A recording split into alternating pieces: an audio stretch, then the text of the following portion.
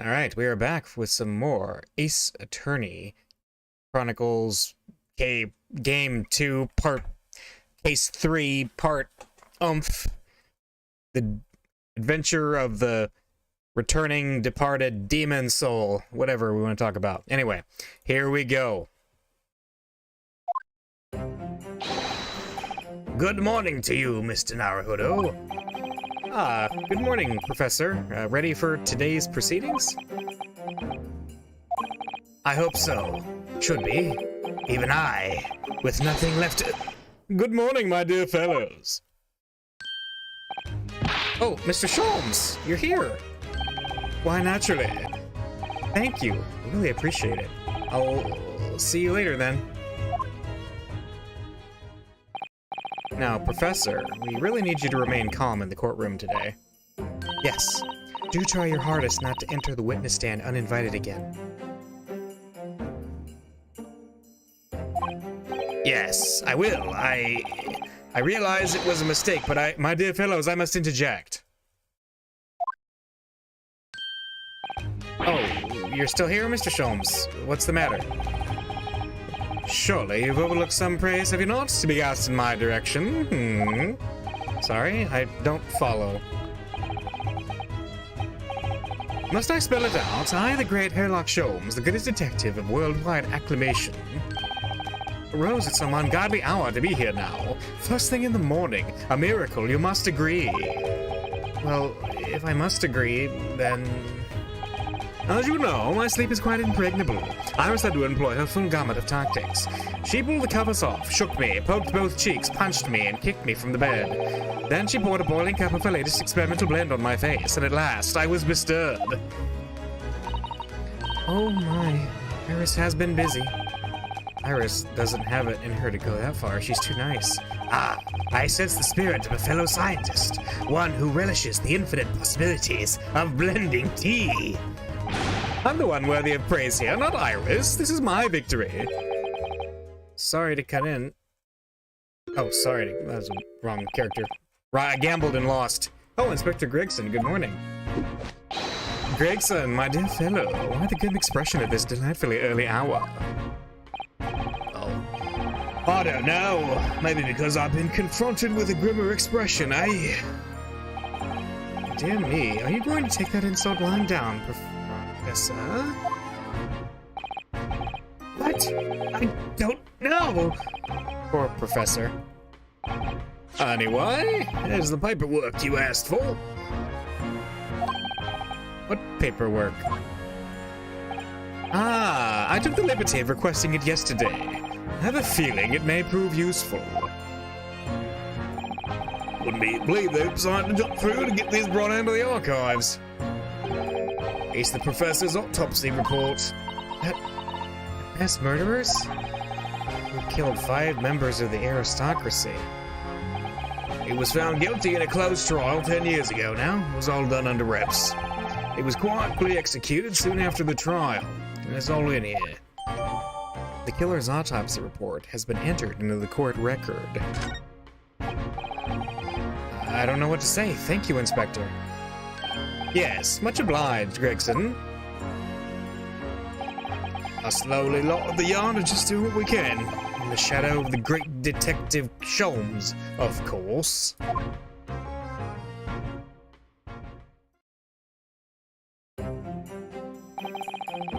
Well then, Professor Hairbrain, this is it. Today we're going to lay all this to rest at last. Let's see. Let's look at the autopsy report. Condemned prisoner, redacted for confidentiality, okay. Pseudonym, the Professor. Death by hanging, confirmed at midnight, 17th of June, by Courtney Stevens, which, wait, Courtney Stevens? Courtney Scythe? Is there a, like that, he's just a bohemian boy. He doesn't even have a name. Okay. Well then, Professor Hairbrain, this is it. Today, we're going to lay all this to rest at last. I wish you the best of luck, Professor. I suppose he'll be in there today, will he? Drebber. Yes, we expect the prosecution to summon him as a witness. I'm still amazed that you managed to find him in just one day. I really owe you both so much. Counsel and the defendant, the trial is about to resume. Kindly make your way into the courtroom at once. This is it then, the final chapter. Funny, my heart's racing a little. I've not felt this before, actually. This strange foreboding, as if something's going to happen in this trial that I'm not ready for. But I can't let that distract me from the only thing that really matters, finding the truth.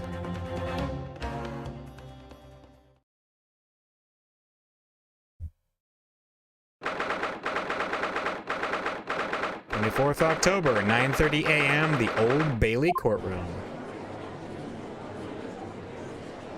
Oh, great, I have forgotten all the voices I had for the jury, but oh well. In the name of Her Majesty the Queen, I hereby declare this court to be in session again. We resume the public hearing of Albert Hairbrain, here present, who stands accused of murder. Are the counsels for the prosecution and defense ready to proceed? The prosecution is ready, my lord. The defense is ready, my lord. As promised, Lord Van Zykes is his apprentice with him. His apprentice with memory loss, who is totally not my friend. If I may, Lord Van Zykes? Yes, my lord? There appears to be someone standing at your side. Ah, yes. My apprentice and assistant. The prosecution believes today's proceedings will see the complexity of this case rise considerably.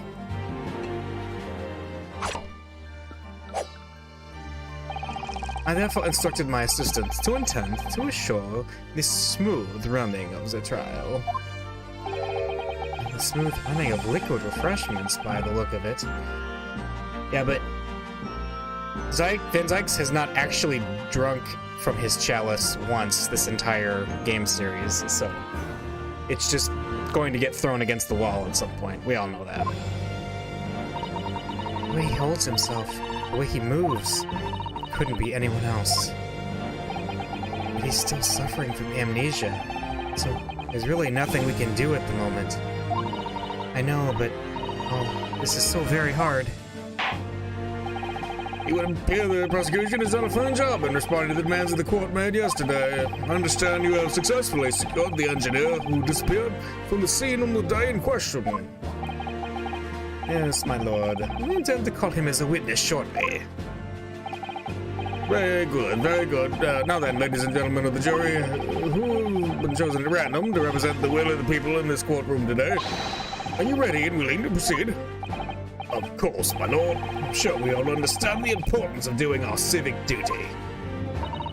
I do so despise deception and deceit. I find it so very wearing.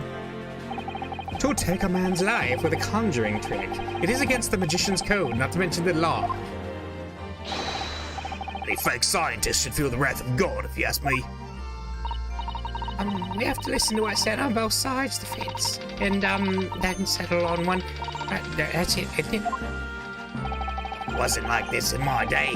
Wasn't like this at all. If all parties are ready to proceed, you may begin, Lord Van Zykes. Before I do, my lord, there is a report I must read to the court. Yesterday, at the Great Exhibition Grounds, we have events of primary importance in this case. The super high voltage instantaneous kinesis machine, which was installed on the experimentation stage, was deliberately destroyed in an explosion affected by an unknown person or persons. It was... What? An explosion! This is an outrage!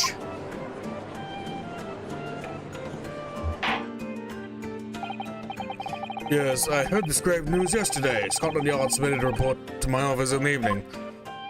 I read that the machine was blasted to smithers, and the records reduced to ashes in the flames. I have here a photographic print of the scene taken in the wake of the explosion. It shows what little remains of the machine. Geez, that those like nasty grates going down. Looks like something out of Silent Hill. But please note, it's going down and it looks like it's hinged. So I'm immediately starting to think that this was some sort of a trap door, perhaps. Yeah, it's a terrible business. He did it to destroy the evidence, did he? That Enoch Drebber. The court will take this print as evidence, counsel. Alright, the post-explosion photograph has been entered into the court record. A photographic print of the experimentation stage after it was completely leveled by a time bomb. The metal floor of the stage has been blown open by the explosion.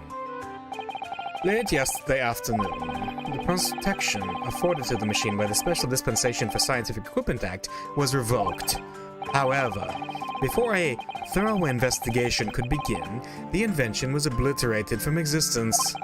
As such, this will become a very different trial.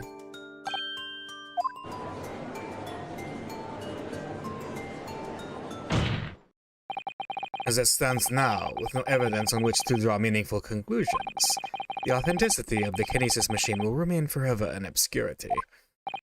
Indeed, a most unfortunate state of affairs. However, one thing remains clear. The victim's death was the result of the actions of the accused. That we can be certain.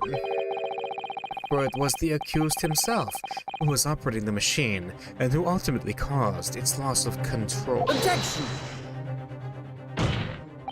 As Lord Van Zykes rightly says, this is a very different trial now. The accused accepts responsibility for his part in the events that transpired. He acknowledges that Mr. Osman died as a result of the accident caused by his machine's malfunction. However, unbeknownst to the professor, he was being deliberately deceived by a pair of very clever fraudsters. Names, counsel, if you please. The engineer, Mr. Enoch Drebber, and the victim himself, Mr. Odie Asman. So what exactly were these two men up to behind the defendant's back? The defense intends to expose that information, thus establishing the unequivocal innocence of the defendant. Thank you, counsels. The positions of the prosecution and defense have been clearly stated.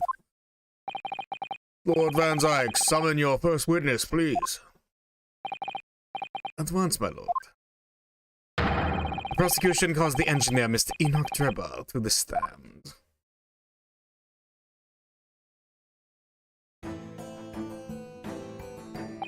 State your name and occupation for the court. Name, Enoch Drebber. Occupation, hard to pin down, I would say. That black monocle? Yes. Why do I feel as though it's seen it somewhere before? Oh, you too? I had exactly the same feeling myself. The file indicates that you are currently being investigated in connection with another case. The theft of a waxwork of a model, is it? A most extraordinary sounding business. But that has no bearing on this trial, I assure you. Leave it from your mind.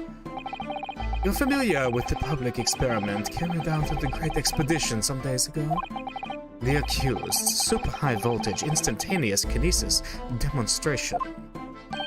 Yes, you could say that. I am aware of it. There was a terrible accident, wasn't there? It was you, Mr. Drebber, who constructed the vast machine used in the experiment. Oh, so our investigations indicate. Can you confirm your involvement? Yes, I constructed it in precise accordance with the blueprints, but that is all. Then the court would be very interested to hear your thoughts about the machine, I'm sure.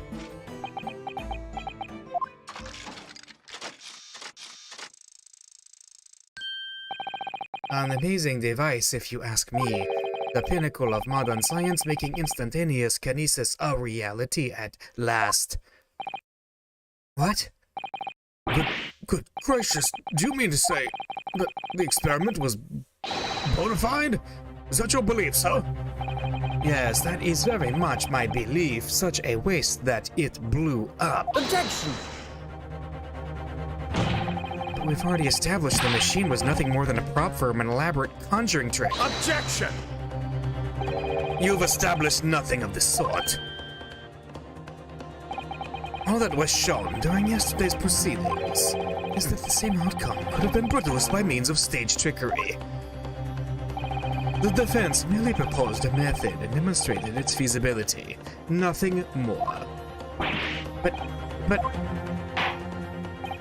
We've procrastinated long enough, I feel.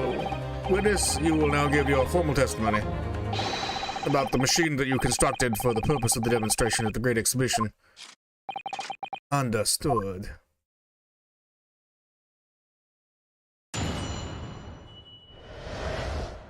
The kinesis machine. I met the young professor approximately 1 year ago through Mr. Assman's introduction. He provided me with the blueprints and I constructed the machine to his precise specifications. It was no trick. If the whole show was a fraud, it would have required a body double. Tell me, did the victim have a twin? All the spectators saw the bird cage appear above their heads and then crash headfirst into the crystal tower. A terrible accident, I grant you. Perhaps the science on which the machine was built was flawed somehow.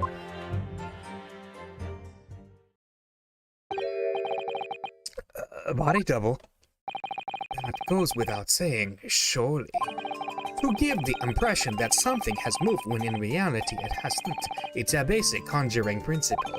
The deception cannot be achieved without substituting the original with a fake at some point in the performance. But would I be right in saying you haven't managed to establish anything along those lines?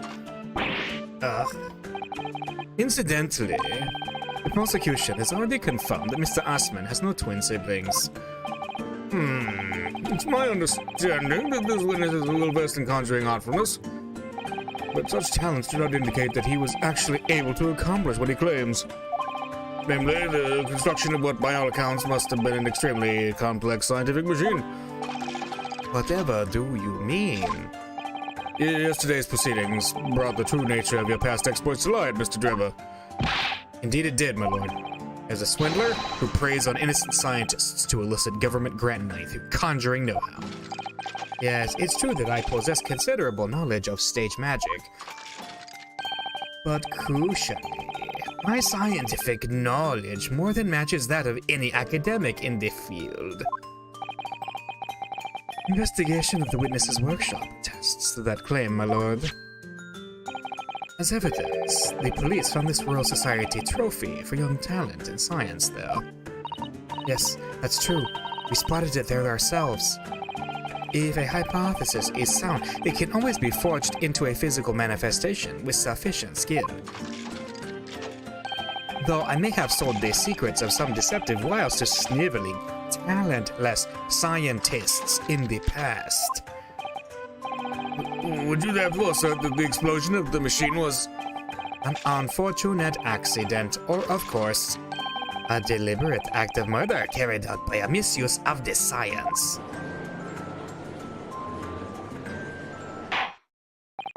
Counsel for the defense. Your cross-examination, please. Yes, my lord. Cross-examination. The kinesis machine. Alright, so he's gonna say he met him 1 year ago through Mr. Assman's introduction. Hold it! So you were already acquainted with Mr. Assman himself? Not really. By chance, I'd seen his name mentioned in the papers, that's all. But I had no interest in his private affairs. If he was an unscrupulous investor, it was no concern of mine.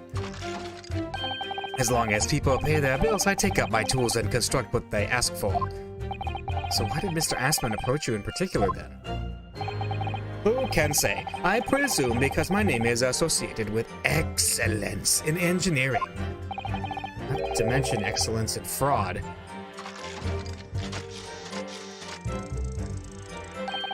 Hard to gauge, but the point is, all I did was construct the machine according to the blueprints I was given. In other words, the kinesis machine was built on solid scientific principles. Yes, you might say that. Professor Harebrain certainly has a mind like no other. Write him in the blueprints and he constructed the machine. Okay. Hold it! It's clear that you have both scientific knowledge and knowledge of conjuring magic, however. The more knowledge you have, the better equipped you are to handle whatever comes along. But your implication is that I furnished the machine with some trickery, I think. It's a possibility that we have to explore. Unfortunately, though, the machine has been blown to Kingdom Come. So there's really nothing left to explore, is there? It appears that the kinesis machine was fitted with a timed explosive device of some kind. And there is nothing left of that device either. Not a single shred of evidence remaining, I hear. He must have planned all this from the outset. But in any case, it's abundantly clear that the experiment couldn't have been a trick. If the whole show was a fraud, it would have occurred. Alright. He's gonna ask about the twin. Hold it! Okay. Of course, that's it. Mr. Assman was a twin. Objection! I already said that. Perhaps my learned friend wasn't exactly listening earlier. Mr. Assman had no twin siblings. No, I heard you before. But the thread of hope hadn't quite left me. The demonstration could have been a trick if there was somebody who looked sufficiently like the victim.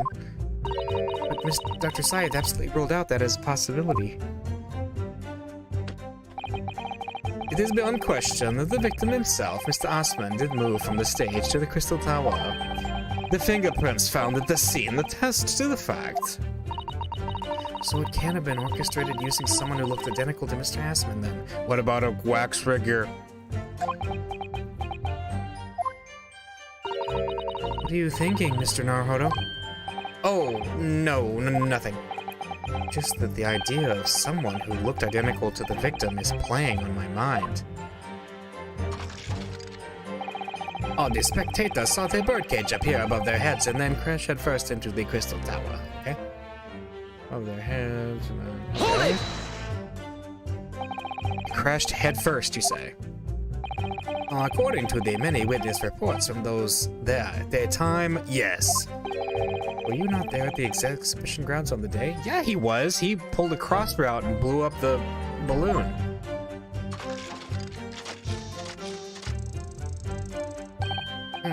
Unlikely. I rarely leave my workshop. Yet another of your unique inventions was found at the scene. Well, it was the unveiling of a machine I'd labored over for many months. I saw it clearly with my own eyes, the birdcage plummeting headfirst into the tower. What a surprise.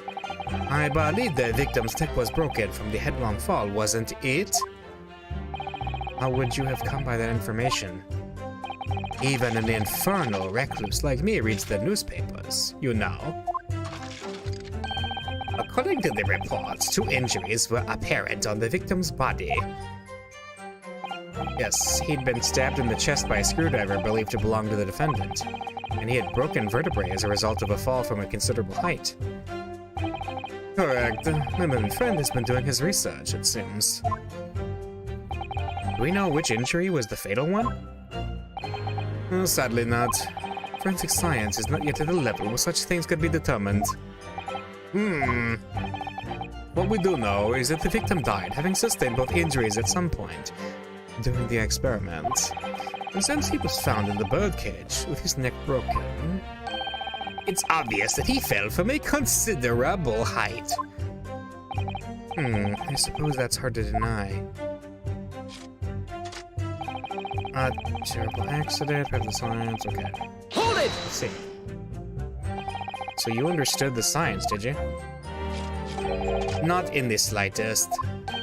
Oh, right. As I've said a number of times, I'm an engineer. My job is to manufacture according to the blueprints I'm given.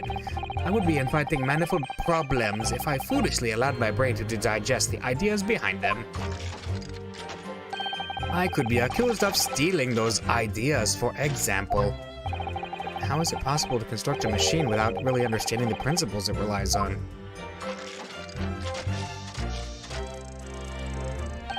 Well, you're practicing law without really understanding the principles it relies on, aren't you? Very good point. Stand up for yourself, Mr. Naruto. The point is, the experiment resulted in instantaneous kinesis taking place. As such, the science must be sound. Yes, and really, experimental results are all that matters when it comes to proving a hypothesis. He's certainly very sure of himself. What do you think, Mr. Naruto? Well, now that the machine has been completely destroyed by yesterday's explosion, it's going to be impossible to argue its authenticity one way or the other. But if we're unable to establish that it was a piece of stage trickery rather than genuine science, we'll have to know grounds in which to demonstrate Professor Harebrain's innocence. Both Mr. Assman and this man in the stand tricked the professor and used him. They took advantage of his naivete and his unbending belief in his work, and I won't let them get away with it. And seeing as the professor is an old friend of Lord Van Zyke's, what on earth must he be feeling towards Drebber? Good question. Alright. We gotta bust through the logic here. Man, the blueprints. Okay.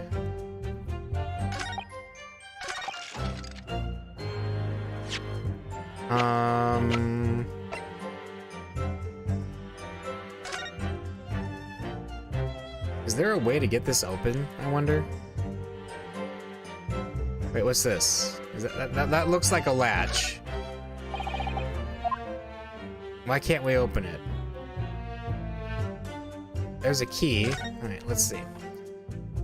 This lock does look very strong, doesn't it? There's definitely no way you could remove the mask yourself if it was put on you. What a terrible way to treat someone, even a convicted criminal. I know, it's starting to make me livid, actually. Mr. Naruto, please. I mean, just think about it. Imagine if you had an itch on your cheek all of a sudden. You'd be utterly helpless. Well, yes, that's true. But I'm not sure that warrants quite so much anger. Oh, right. Sorry.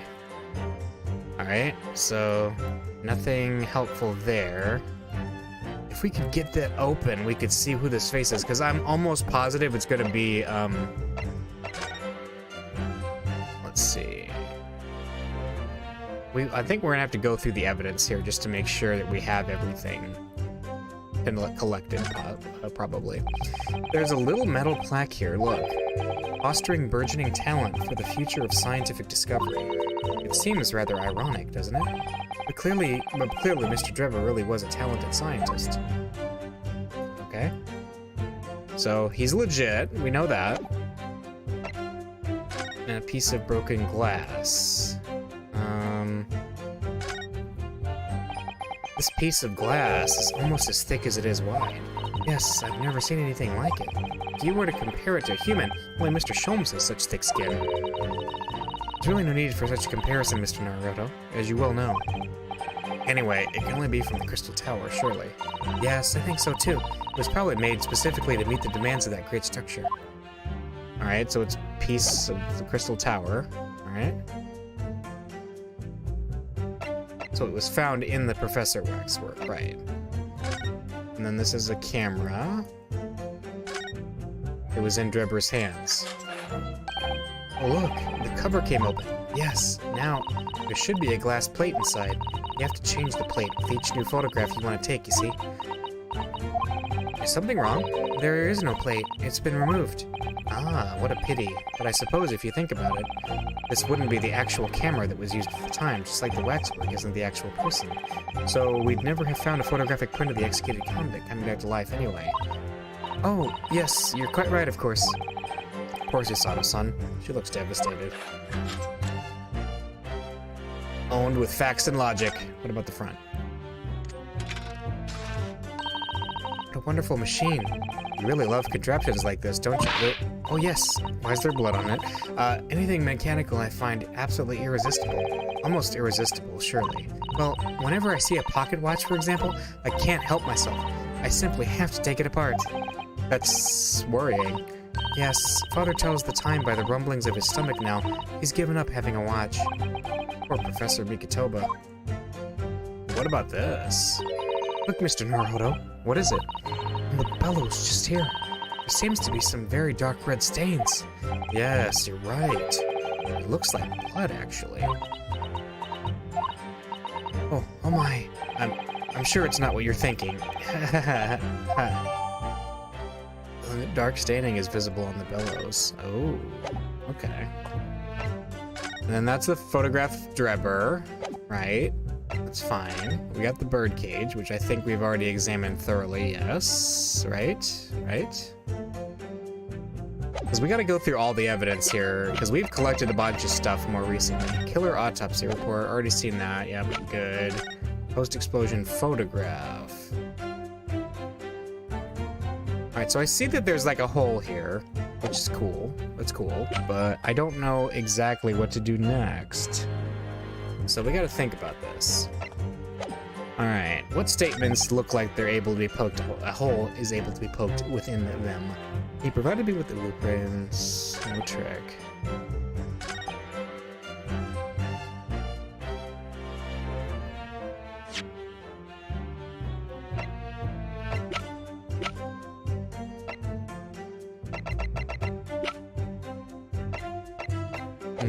Okay. Just saw the birdcage appear above their heads and then crash headfirst into the crystal tower. All the spectators saw the birdcage appear above their heads and then crash headfirst into the crystal tower. Right, we got that. I would acquire a body double. Well... I mean, presenting this doesn't make sense right now because we can't get it open. That's the only thing I'm thinking. So it seems like this here has some possibilities because he's saying the spectators saw the birdcage appear above their heads and they crashed headfirst into the crystal tower, right? So...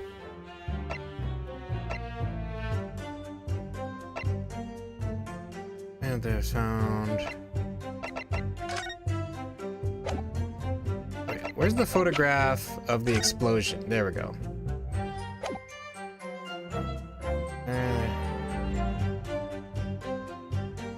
Is this it? Objection! No, that's not it. Shoot. That last statement would seem to be at odds somehow with the evidence. It is your task, counsel, to explain this somehow to the court, not the other way around. It just seems to jar, though, don't you think? What I think is that this whole exchange has been extremely jarring, yes. Perhaps I need to reconsider this. Yes. So, let's see.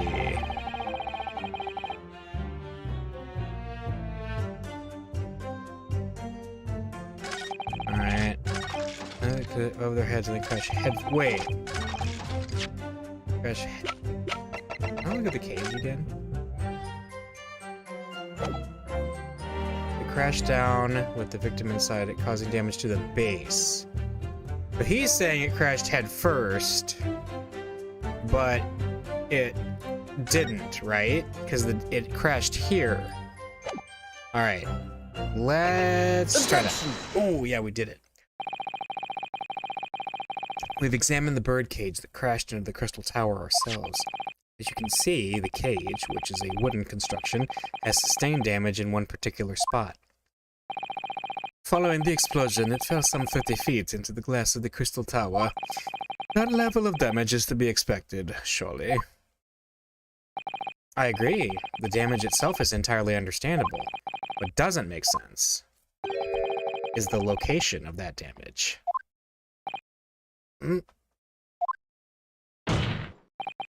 All the breakages in the wood are at the base of the birdcage, not the top. What are you saying? That's the opposite of where they should be. That's right, my lord. The birdcage that was at the scene is damaged at its base. So we have reports of the birdcage falling headlong into the crystal tower, yet the damage is at the bottom. The only way to reconcile these two facts is to accept that there were two bird cages in play that day. which were at some point switched. Switched during what wasn't a scientific experiment at all, but an elaborate piece of stage trickery.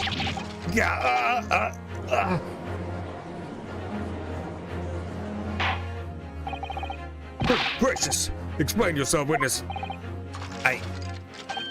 Well, if we examine the facts, there's only one logical conclusion we can draw. The damage on the base of the birdcage clearly indicates that it crashed tail first into the tower. Objection! But multiple witness reports claim it fell headfirst. The birdcage materialized in the sky next to a balloon flying over the stage, following a spontaneous explosion at an altitude of some 60 feet above ground level, which is approximately 18 meters. It then proceeded to fall some 30 feet into the crystal tower in the ensuing deflagration. Witness reports amid such chaos are notoriously unreliable. Objection!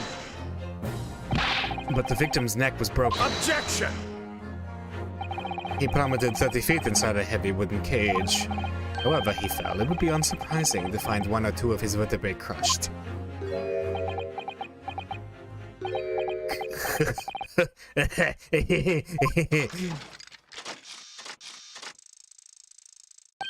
A riveting scientific analysis of events from the prosecution there.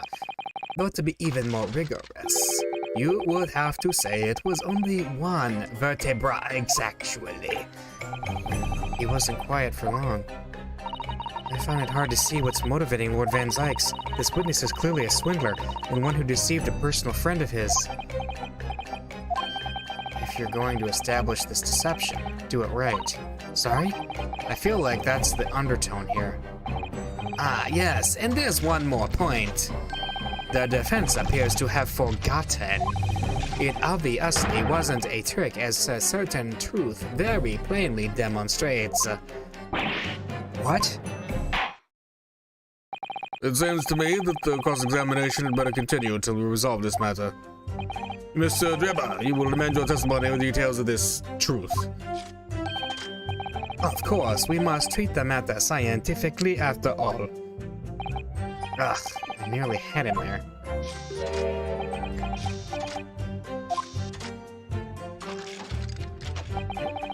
Kinesis clearly took place because there's nowhere else 30 feet high for the birdcage to have fallen from. There's nowhere else 30 feet high for the birdcage to have fallen from. Okay, something to do with the balloon, obviously, right?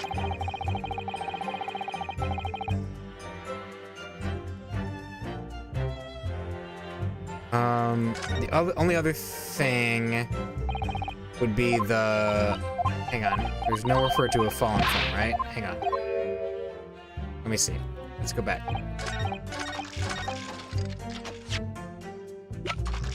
What about this? The whole the Silent Hill freaking looking thingy.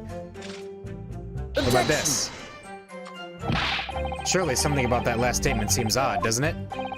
You get him well over precisely what you find out about it on your return journey to Japan. I wouldn't be back to give the court an answer for about 4 months, though. Rest assured, we should be happy to carry proceedings forward in your absence, counsel. Oh, harsh judge. He sounds serious. I have to prove my worth before he really does send me back home. Who knows?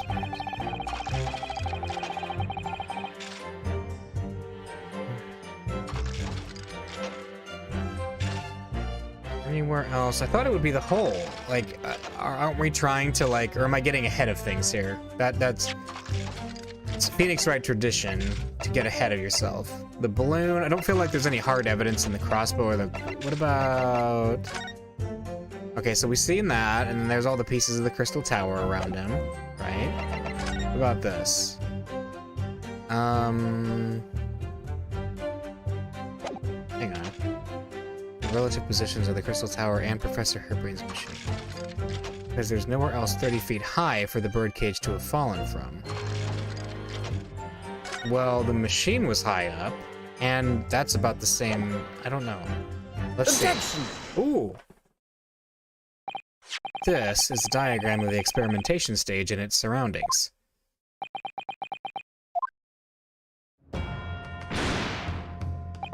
We know that somehow the birdcage appeared in midair before falling down into the crystal tower. Somehow, Palpatine has returned. Fall of about 30 feet, or 9 meters. Okay. However, if you examine the diagram carefully, you'll see that there is one other possible location from which the birdcage could have fallen. Same distance, 30 feet. No. Well, it appears the defense has a possible explanation to put forward. Go ahead, counsel. Yes, my lord. Of course. You will indicate the place to which you are referring on the same diagram. The alternative location from which the birdcage could possibly have fallen the requisite 30 feet. Alright, so let's do this. I'm gonna draw this out. So this could have gone here, right? Here. Boom. Okay. What about if it was here and it went boom? Boom. I think that's about the same. So I'm gonna present right here. The place I'm referring to is here. That's where the birdcage would have been to begin with. Okay, so I was getting ahead of myself. Which is exactly the point, my lord. Yes, the birdcage was in the machine on the stage. What we must also consider is the height of the stage itself. Go on, counsel. It turns out that the experimentation stage was built at a considerable height above ground level. Look at the diagram, in fact. You'll see it's about the same height above the ground as the balloon was above the crash site. Ugh. When the experiment got underway, the machine and the birdcage were engulfed in steam.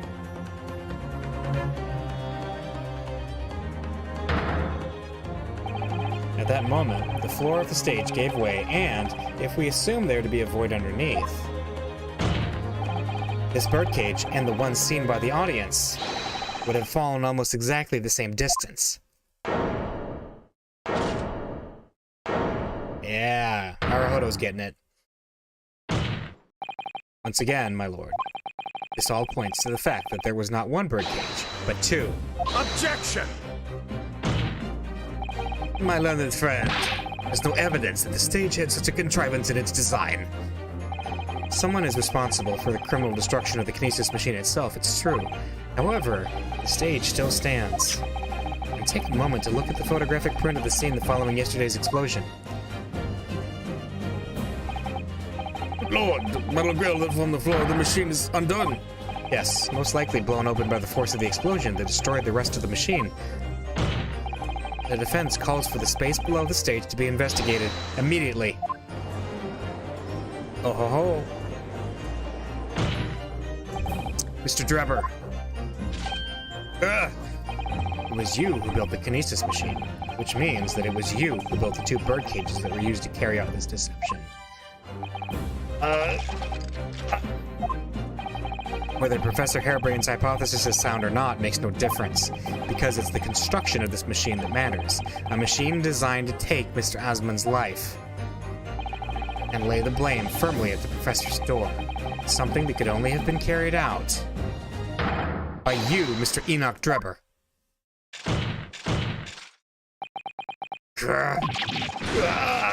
Wait, did we get him? That was fast. Objection!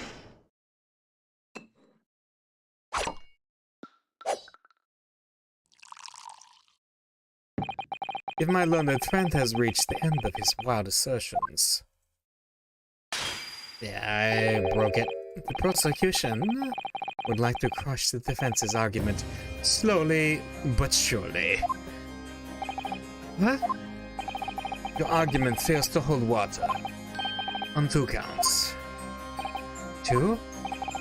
Firstly, before and after the experiment, this witness went nowhere near the kinesis machine. Every relevant member of staff in the exhibition has attested to that. I believe members of Scotland Yard have also been on watch duty at every public experiment.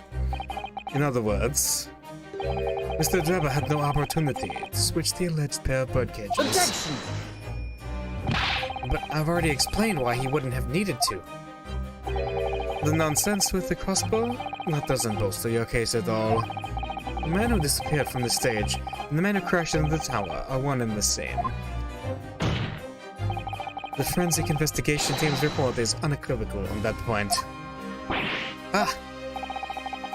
We gotta call the forensic investigator to the stand, then. And the second flaw in your assertion is a distinct lack of motive. Would this man have wanted to take the victim's life? He had no reason to do so.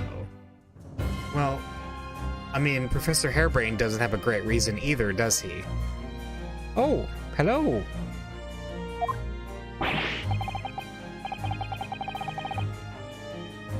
A motive? Do I have to think of everything now? I have here a contract provided by the witness. What contract is this, Lord Van Zykes? The contract into which Mr. Drebber entered with the victim, Mr. Asman. It reads, Mr. Drebber is to receive 30% for all remunerations from government grants or other income.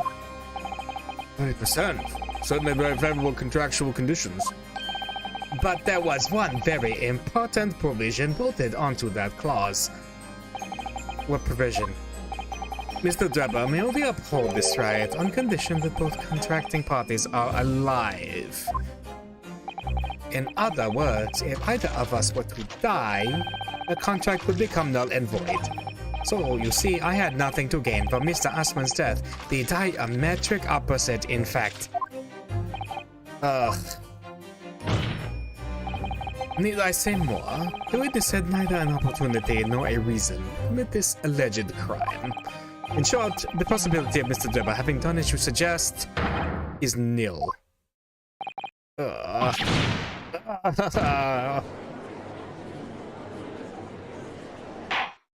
boy. It seems the defense's assertion was somewhat wide of the mark. Lord Van Zykes, you will submit the contract as evidence, please. Oh, good. We got the contract. I want to read it. How exciting, reading a contract. It's true. If Drebber had no opportunity to switch the birdcage under the stage with the one in the Crystal Tower, he couldn't have done it. And in any case, I have no idea what his motive might have been. There is one aspect of your argument that still holds true, however.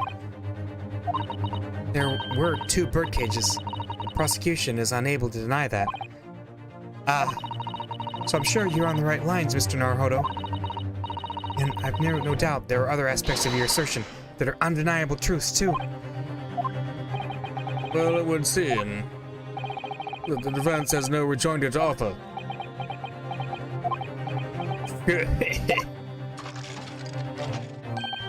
Well, I must say I'm a little surprised.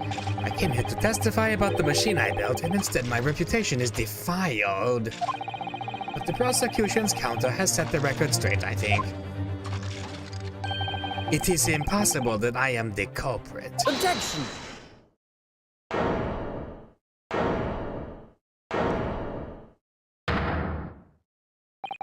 At the beginning of this trial, we believed that there was only 1 birdcage, and now we know there must have been 2. In other words, there was more to the demonstration than we realized at first. I think it's abundantly clear the same applies to the culprit. Get to the point. Stage demonstration was constructed and set up in its entirety by you, Mr. Drebber. Therefore, it's inconceivable that you had no hand in the events that transpired. So if circumstances mean it's impossible that you could have carried out the crime yourself, it points to the fact that someone else was involved. Someone else? Counsel, are you suggesting? Yes, my lord. Mr. Drebber had an accomplice. Objection! An accomplice now? Well then, I presume, you're prepared for what's to come? Now that you're accusing not only this witness, but someone else of the most serious of crimes. Huh? If these accusations turn out to be false, then make no mistake. The prosecution will demand an equally serious punishment for your slander. Well, counsel, do you intend to pursue this course and formally accuse another party of involvement in this matter? Oh, they're gonna make us choose this? What do I do here? At the moment, this is little more than a hunch on my part. I don't know for sure if Drebber had an accomplice, or even if he really is the culprit here.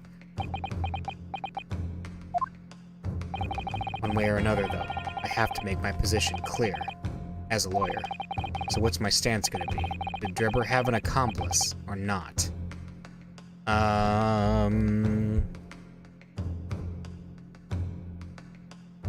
Okay.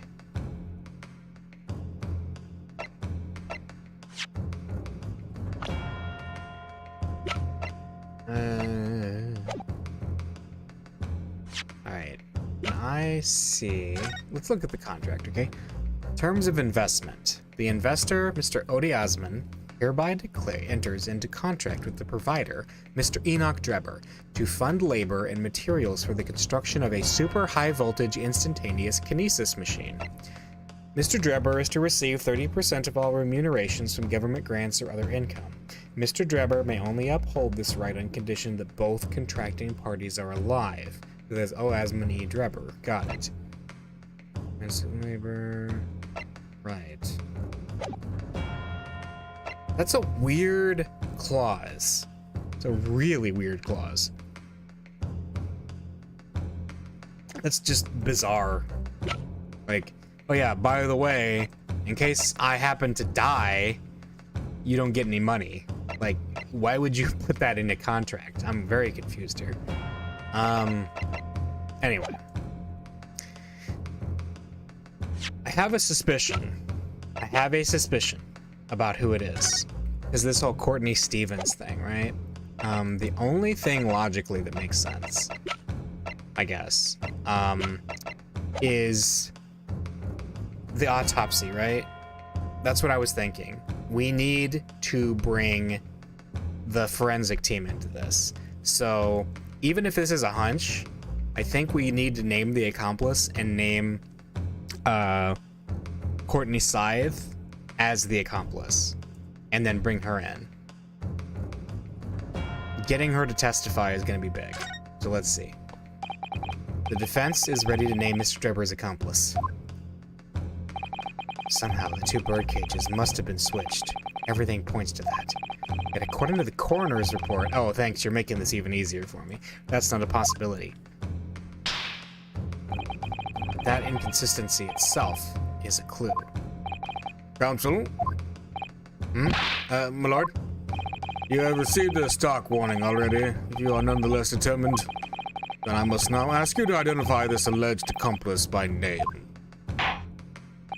So, your answer, please. Who do you claim to have been Mr. Drebber's accomplice? Courtney Scythe. She's almost 40. She does not look almost 40. Take that! The name of the person in question is... What's wrong, my Nipponese friend? Surely fear doesn't bind your tongue now? It's a little late for that. Of course, I'm afraid. After all, naming her in this capacity is definitely going to make waves. A lot of waves. I could very well turn every single person in this courtroom against me. I'm sure it'll be alright, Mr. Naruhodo. Thank you, Mr. Sato. The enemy always appears larger than life, but you'll appear exactly the same to the enemy. Alright then, here goes. You've kept us waiting long enough. Your answer, counsel, now. The person who colluded with Mr. Drebber in order to carry out this wicked crime is Scotland Yard's coroner, Dr. Courtney Scythe. What the blazes are you talking about, Dr. Scythe? The head of the forensic investigation team and the coroner who conducted the autopsy on the victim?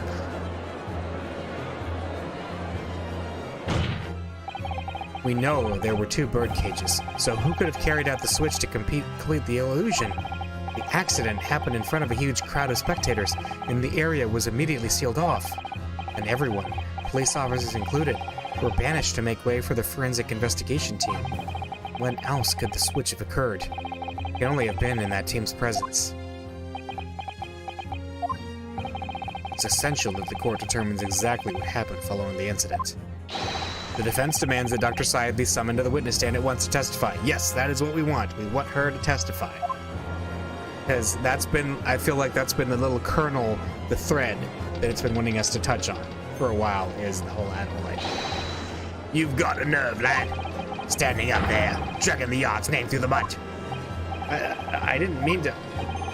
I know the woman very well. There's no better dead room worker out there. Dead room. How dare you call her a criminal? My learned friend's imagination appears to be wilder than the East End at night. But the recklessness of your accusation aside, there's another grave problem with your argument. One which the prosecution demands you address at once. A grave problem? Oh my word. Who do you claim acted as the victim's doppelganger? What?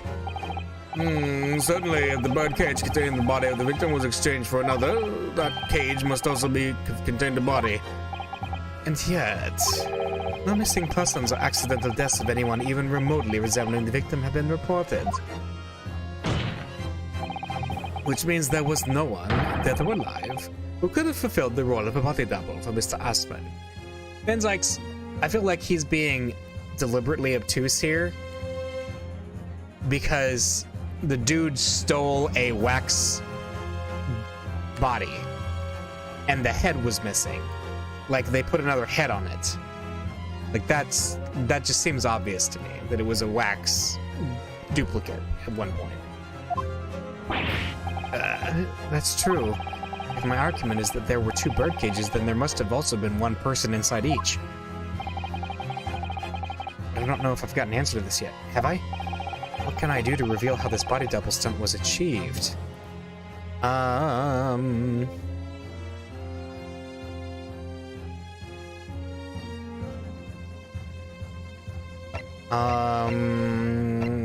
Okay. The two thoughts I have is either naming Madame Tusples or presenting the head. I feel like naming Madame Tusples, I don't think that's the right play. I think presenting the head is going to be the more obvious one. So let's do that. Very well. The defense will address my learned friend's concerns. Oh, now, yeah, Ryunosuke, you're like firing back there. By presenting evidence that reveals the true nature of Mr. Asman's body double. Good gracious, evidence? I do hope this isn't filibustering, counsel. The court is expecting a name. If you think you have relevant evidence, present it now. Body double and the birdcage were hiding inside the balloon that was floating above the stage, which means that any witnesses would only have seen them from 60 feet away. So who was it that appeared out of that explosion some 18 meters above the spectators? Ha! The body double inside the second birdcage was this head. Take that! We know that the victim, Mr. Asman, was in the birdcage that was situated inside the kinesis machine on stage, and therefore, he couldn't have been inside the second birdcage. Instead, that contains something else.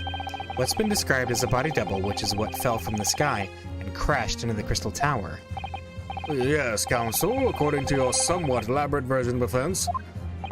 And that body double inside the second birdcage was in fact... It's alright, Mr. Naruhodo. You're ready for this. Just steel yourself and come out with it. Thank you, Mr. Sato. I needed that.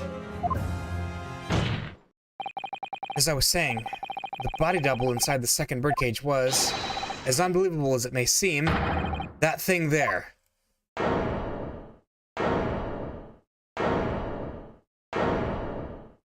Why is it here in the courtroom? Objection! Open your eyes and look into mine, my Nipponese friend.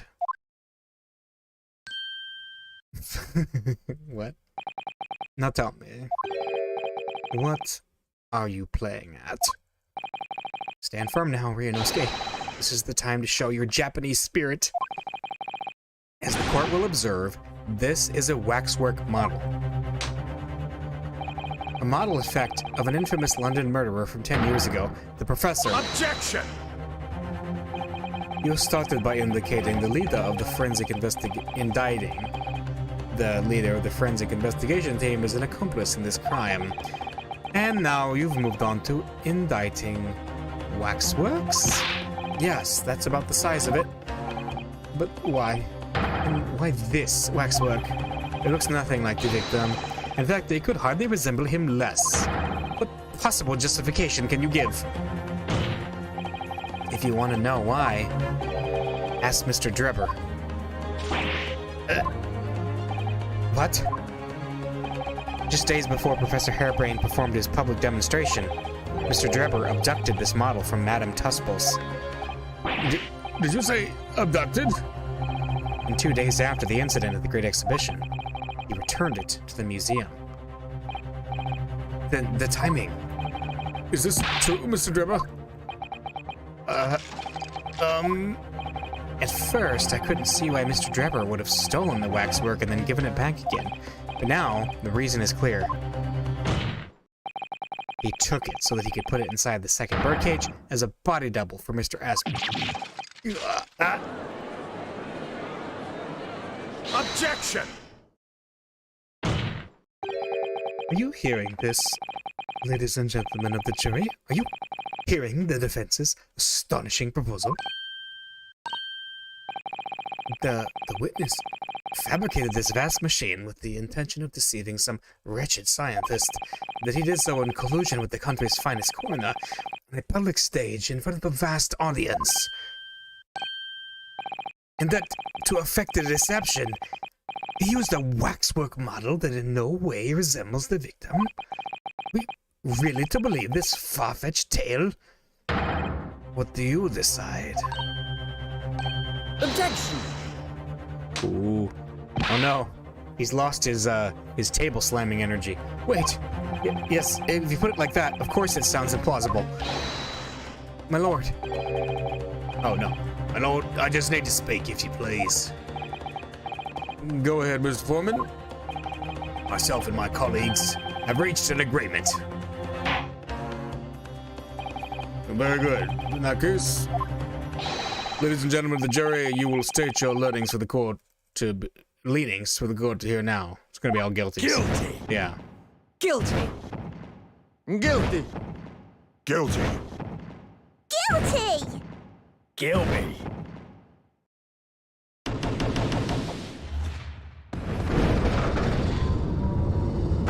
All right, time for another judicial review thingy-majigger. So, as indicated by the foreman, the jury has reached a consensus. I knew that was going to happen. We shall get through this, Mr. Naruhodo, as we always do, and uncover some new truths along the way, I'm quite sure. Yes, I agree. I'm going to have to appeal to the jurors as usual, and see if I can persuade them to change their minds. The defense will now embark on a summation examination. Are you and your fellows ready to proceed, Mr. Foreman? We are, my lord. Very well. In that case, I ask you now to state clearly for all present to hear the grounds on which each of you has decided that the defendant is guilty of the crime which he is charged. I mean, why wouldn't you use a summation examination if you were the defense? Like, yeah, it's a quote-unquote archaic law, but, like, why wouldn't you use it? It's basically a get-out-of-jail-free card, almost, for when the jury is against you. Anyway. I've known that woman for years. She'd never be an accomplice to anything. It's utter nonsense to think those two would ever be conniving with one another. Oh dear, this is most troubling. But surely the waxwork the man stole has nothing to do with the coroner, is it? I have had my own problems with members of the police. I do not trust them much. I've seen no rigorous proof that this waxwork was ever inside the birdcage. It's conjecture. Accusing someone of that right evidence is... It's not a proper job, is he? I won't have it. Somewhat unsurprisingly, it seems the introduction of this waxwork model of the proceedings has polarized opinion. Given that its face is obscured and its build is in no way resembles that of the victim, I can only applaud my learned friend's temerity in suggesting it was Mr. Asman's body double. Yes, the applause is deafening, and yes, I know it seems extraordinary, but that's the point. That's why I have a strong feeling it's actually a greater clue than anyone yet realizes. What are you thinking, Mr. Naruhodo? I can't explain why at the moment, but I feel as though there's a specific reason why it was used, why it had to be this model. Really? A reason why nothing else would do, you mean?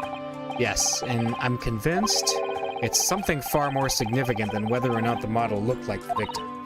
Well, if that's the case, we must prevent the trial from ending prematurely at all costs. Yes, agreed. I have to find a way out of this. If you are ready, Counsel, we may proceed with the summation examination. Yes, my lord.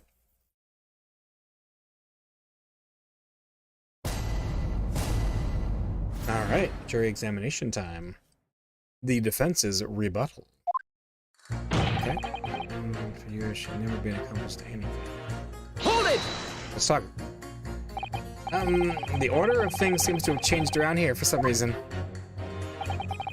A couple, lad. It's a couple's discretion to bend the rules sometimes when needs must. What's wrong with that? Where do I start?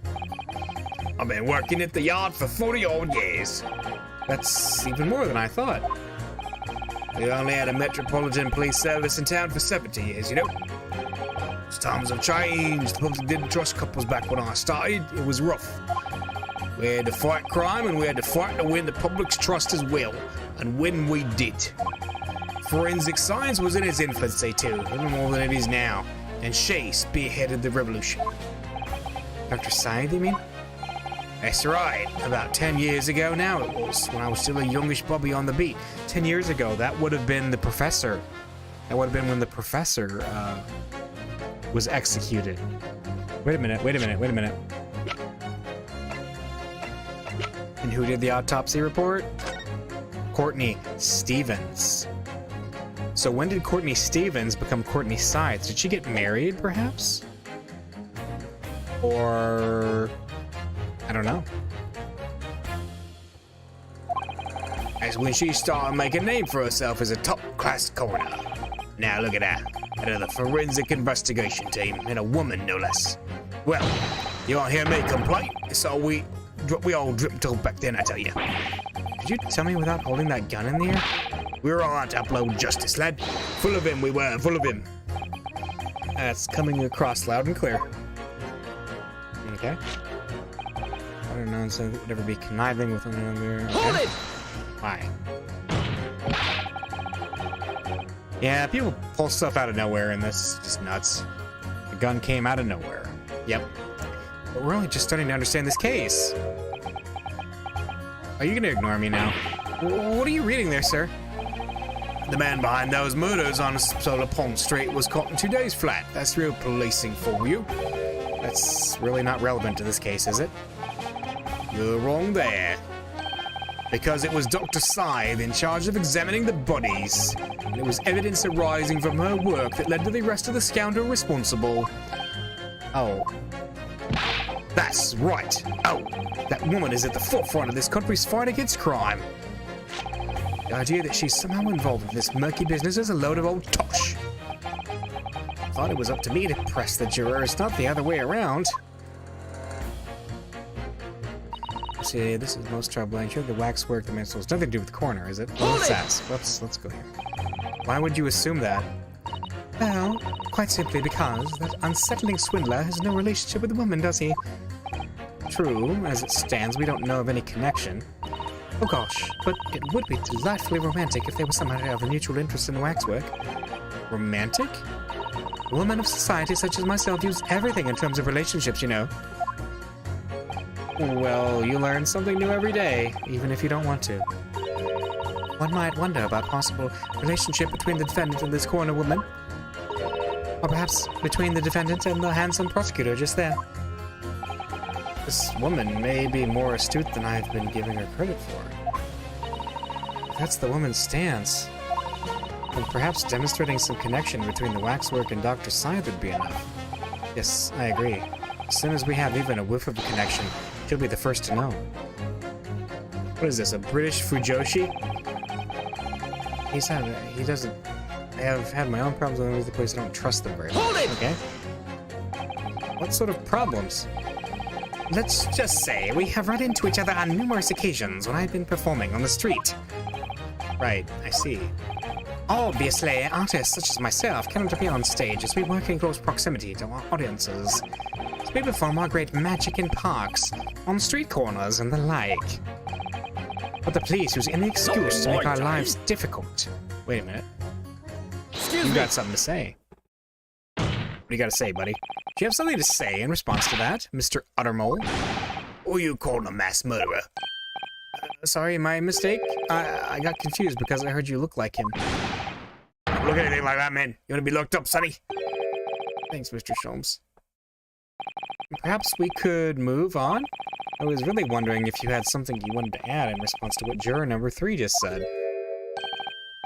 And clearly you do. Yeah. Hope that gun's not loaded. Back in my day. Back in the good old days. It wasn't like this. What was it like, sir? We worked our fingers to the bone to earn the public's trust, we did. And by Jove, we earned it. People respected us back then. Respected you? No one would have called a coroner into question in them days. Coroner's report was the hallmark of an investigation done right. Especially with Dr. Courtney Stevens. Stevens. You just said Stevens and not Scythe. Put her name to it. She was the best of the best. And the apple that forced his eye. Yeah. Hold on a minute. What are you talking about? Who's Courtney Stevens? Oh, sorry, you got a bit carried away there. Stevens is Dr. Scythe's maiden name. Ah, I knew it. Okay. Okay. I called it. Her maiden name. So that was before she was married. Of course, yeah. Silly me. It's signed now, isn't it? Stevens. I'm sure I've seen that name somewhere recently. Anyway, the point is, those were the great days of policing. Not like now. Sorry to interrupt, sir. But do you think you could change your statement to include that name? Well, yes, I don't see why not. Alright. She was Courtney Stevens back then when I knew of her, of course. A legendary coroner, even that. Okay.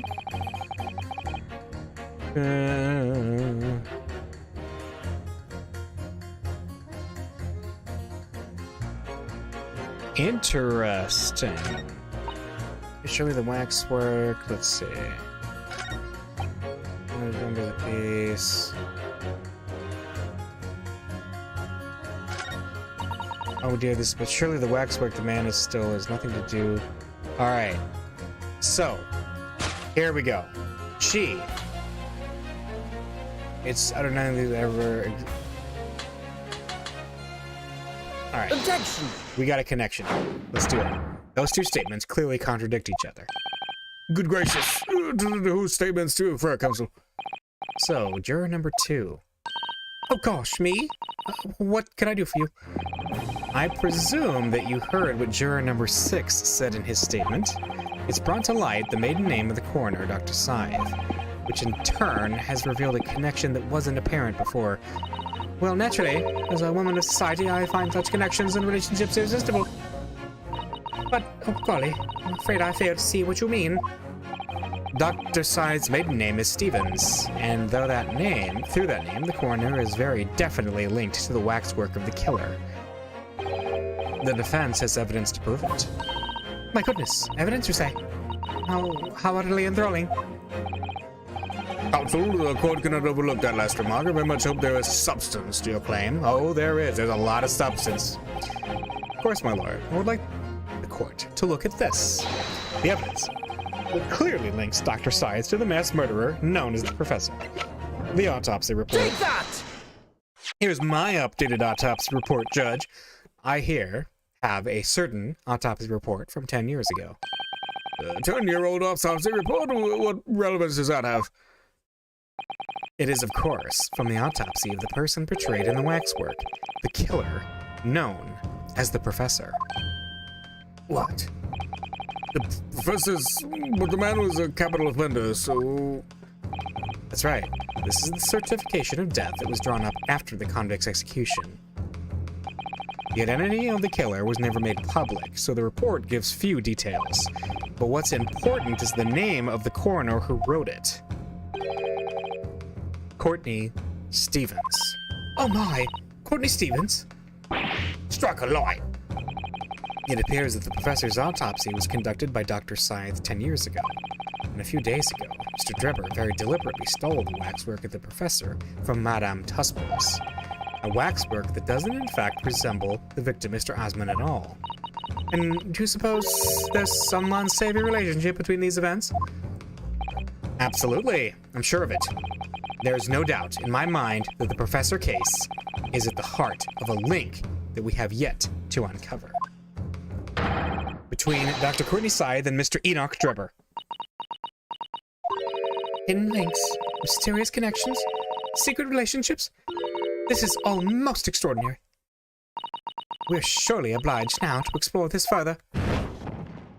Hey, you're just doing this because you're a weird gossip monger, but hey, I'll take it. Quite right. We can't let this trial come to an end now. Not while there's this cloud of suspicion hanging over the yard's best corridor. It wasn't like this in my day. We're still here to uphold justice in the end. Punch it. That's right. You're not really doing it because you believe in my client's innocence, but I'll take it. All right. So, Professor, that's what links that frightful swindler in the corner. We gotcha. We gotcha. All right, so we've pressed him. We have not pressed these two yet, so let's go ahead and press them. Hold it! All right, let's talk to you. You claim the whole instantaneous kinesis demonstration was a trick. No, I did. But there's more than one way to pull a rabbit out of a hat, isn't there? Sorry? I grant you, given that this cage appeared from an instant explosion, there'd have been no need to use a real person. But if a waxwork had been used, the culprit could at least have had the decency to make it look like the victim. Not sure exactly how much criminals are governed by decency. The point is, if you're going to make a claim about that waxwork being inside the birdcage, you need to give us some evidence. Without that, it's just not science. I suppose we should expect nothing less than a logical argument from a fellow of the Royal Society. But that perhaps means his mind could be changed if we manage to present suitable evidence. Evidence that the professor waxwork was inside that birdcage. Can I produce that or not?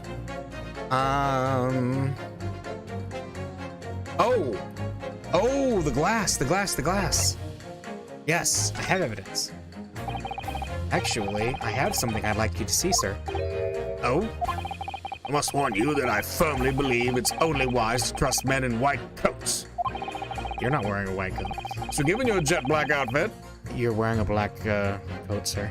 I don't mind admitting to a sense of trepidation here. So you don't trust anyone in black? Looking in the mirror must be very trying. Thank you, Ryunosuke. Thank you that you agree with me. I do have some evidence that proves the waxwork was inside that birdcage. Namely, the glass. Take that! What's that? A piece of glass? Oh, it's unusually thick for glass. Yes, it's a piece of broken glass that we found inside the jacket on the waxwork. As you say, it's not ordinary glass, though. It's very thick, dummy thick even, and clearly made for extra strength. Much like the special glass that was developed for the construction of the Crystal Tower. The crystal... Holy smoke!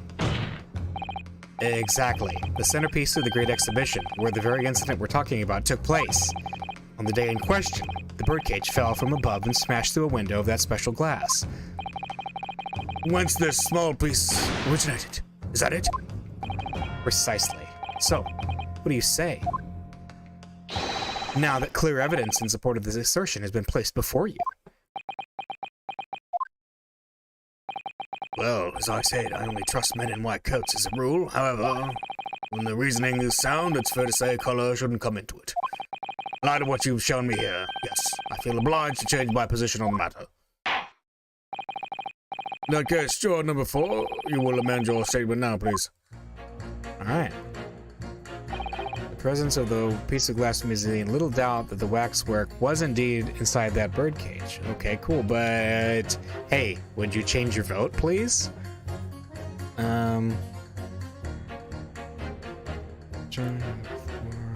Then, okay. Choosing someone without evidence. What about you? What's your hang? I gotta ask, why have you brought that corn into court with you?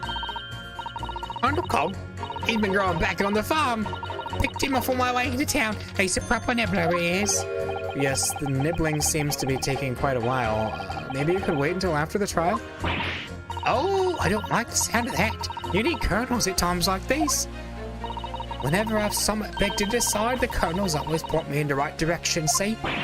You're talking about your cob of corn? Nibble, nibble, nobble, guilty bubble, nibble, not guilty out. Nibble, nobble, guilty bubble, nibble, not guilty out. Nibble, nobble, guilty bubble, nibble, not guilty out.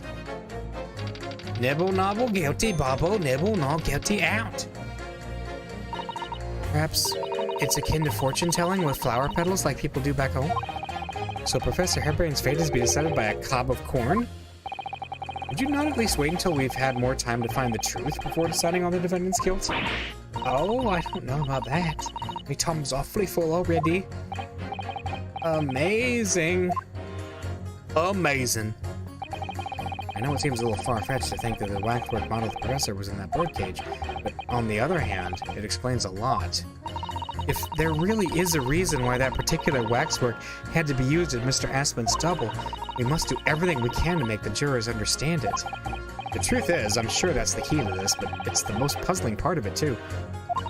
In that case, you should see what additional information you can glean whilst trying to change the jurors' minds.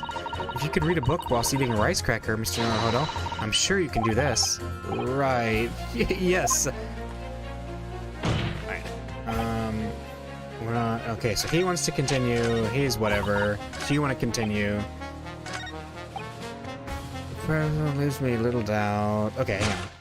So we've got evidence from him accusing someone without evidence. Evidence to evidence. All right, we'll get those two together. Those two statements clearly contradict each other.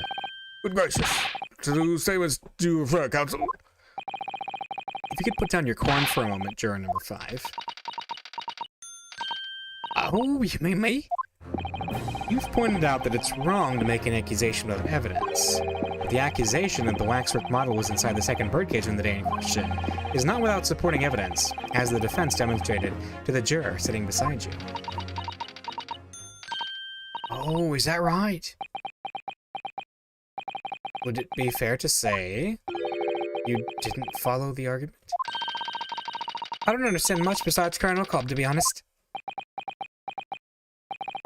Of course you don't. If I could interject here. Please do, sir. Now that this assertion of yours about the waxwork has been backed up by some solid evidence, it would be wrong of me as a man of science not to pursue the matter further. Thank you. Now we're 3 for 3. That's at least something. Ah, well, me too, then. Sorry? If this brainy gentleman says he's right, then he must be. See? I wouldn't dream of going against Colonel Cobb or anyone who's got stuff in between the A's. Thank you for slamming the table with your cob. Alright. Success, if you can call it that. Thank you, counsel. That will do. As a result of the summation examination, the jury's overall leaning has changed. 2 jurors now called guilty against 4 who called not guilty. Accordingly, the court has now failed to reach a consensus at this time. The trial must continue. Yeah, we did it. Oh, well done, Mr. Naruhodo. Another wonderful victory.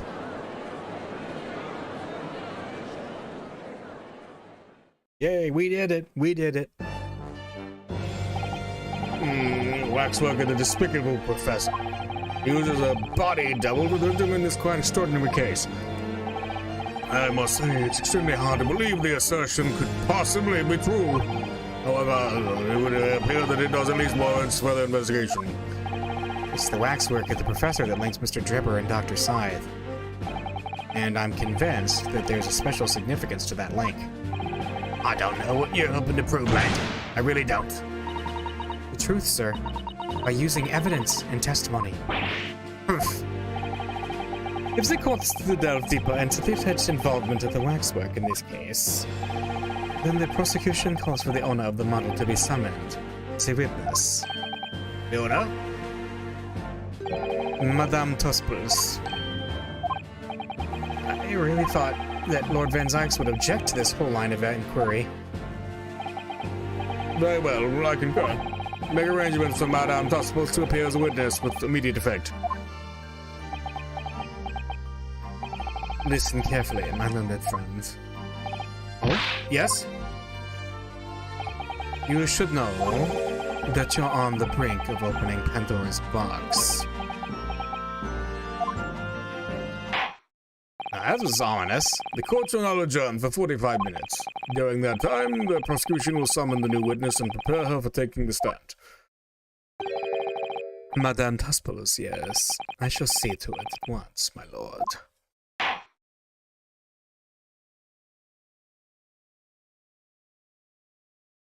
To be continued, yeah! That's a good spot for a quick break, and then I will return and we will continue this case, hopefully to its conclusion this evening. Right, be right back.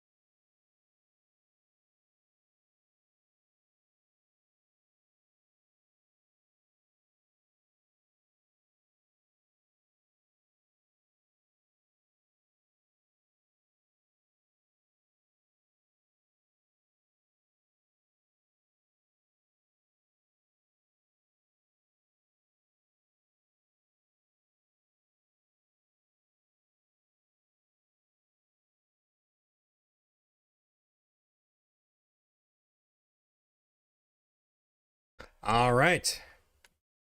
Let's continue. 24th October, 11:53 a.m., the Old Bailey, defendant's antechamber. Ah, the knight errant himself. Oh, have you been watching from the gallery, Mr. Sholmes? I've been on the edge of my seat the entire time. Courtroom trials are fascinating affairs, as a spectator, at least. I'm glad you've been enjoying yourself. I have to ask. What on earth is going on? It makes no sense. What's this professor business all about? He doesn't look like any professor I've ever met before. Who even is he? Of course. You were in Germany already 10 years ago. Yes, the professor. When I discovered he was the one who had been abducted, a sense of foreboding stirred within me. Who knew the monster would come knocking at your door? My heartfelt sympathies. As it turns out, Lord Van Zykes is even more intimately tied to this case than any of us realized, isn't he? Yes, how true. His great friend from university and the doc. And now a waxwork of the killer who took his esteemed brother's life makes an appearance too. I imagine even the shrewd Mr. Reaper failed to foresee that kick in the teeth. An extraordinary move on your part, my dear fellow, to throw that in front of the man. You make it sound deliberate. I can't help feeling that this professor case is really very puzzling.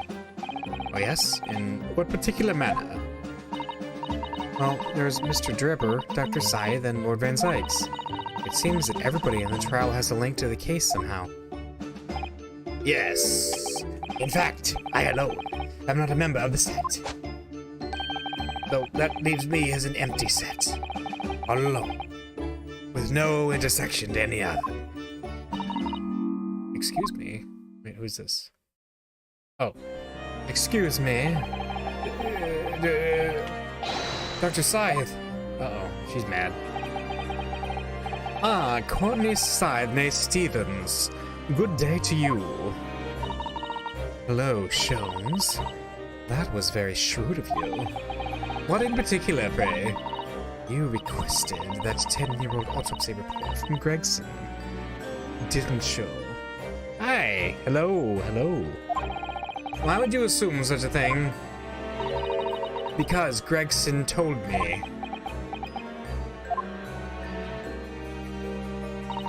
To think it's been 10 years. 10 years in the laboratory, wielding my scalpel. I smell of nothing but corpses and disinfectant.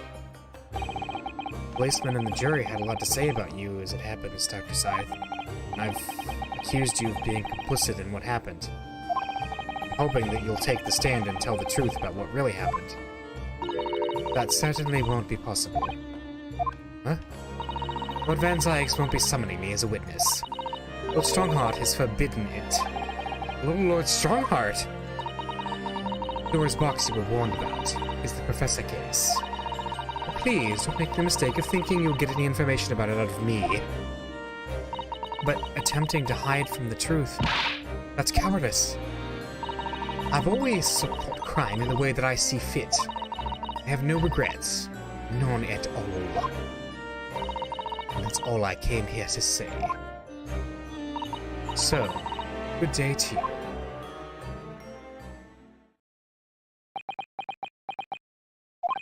She mentioned it too. Just Pandora's box. Whatever does it all mean?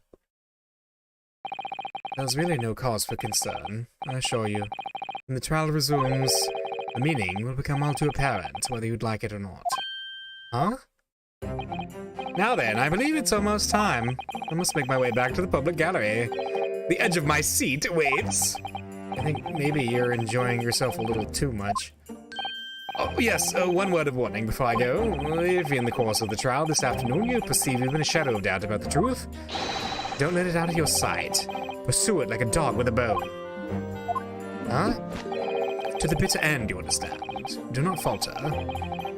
Whatever may come to pass. Alright, I understand. Thank you.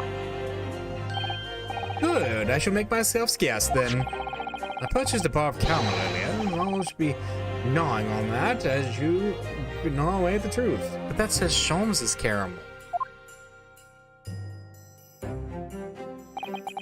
What did that warning from Mr. Sholmes really mean, I wonder? Especially the bit about whatever may come to pass.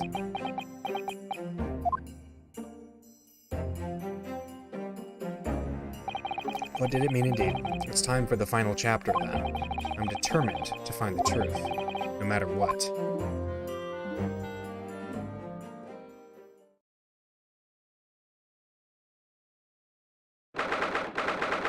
24th October, 12:40 p.m., the Old Bailey courtroom.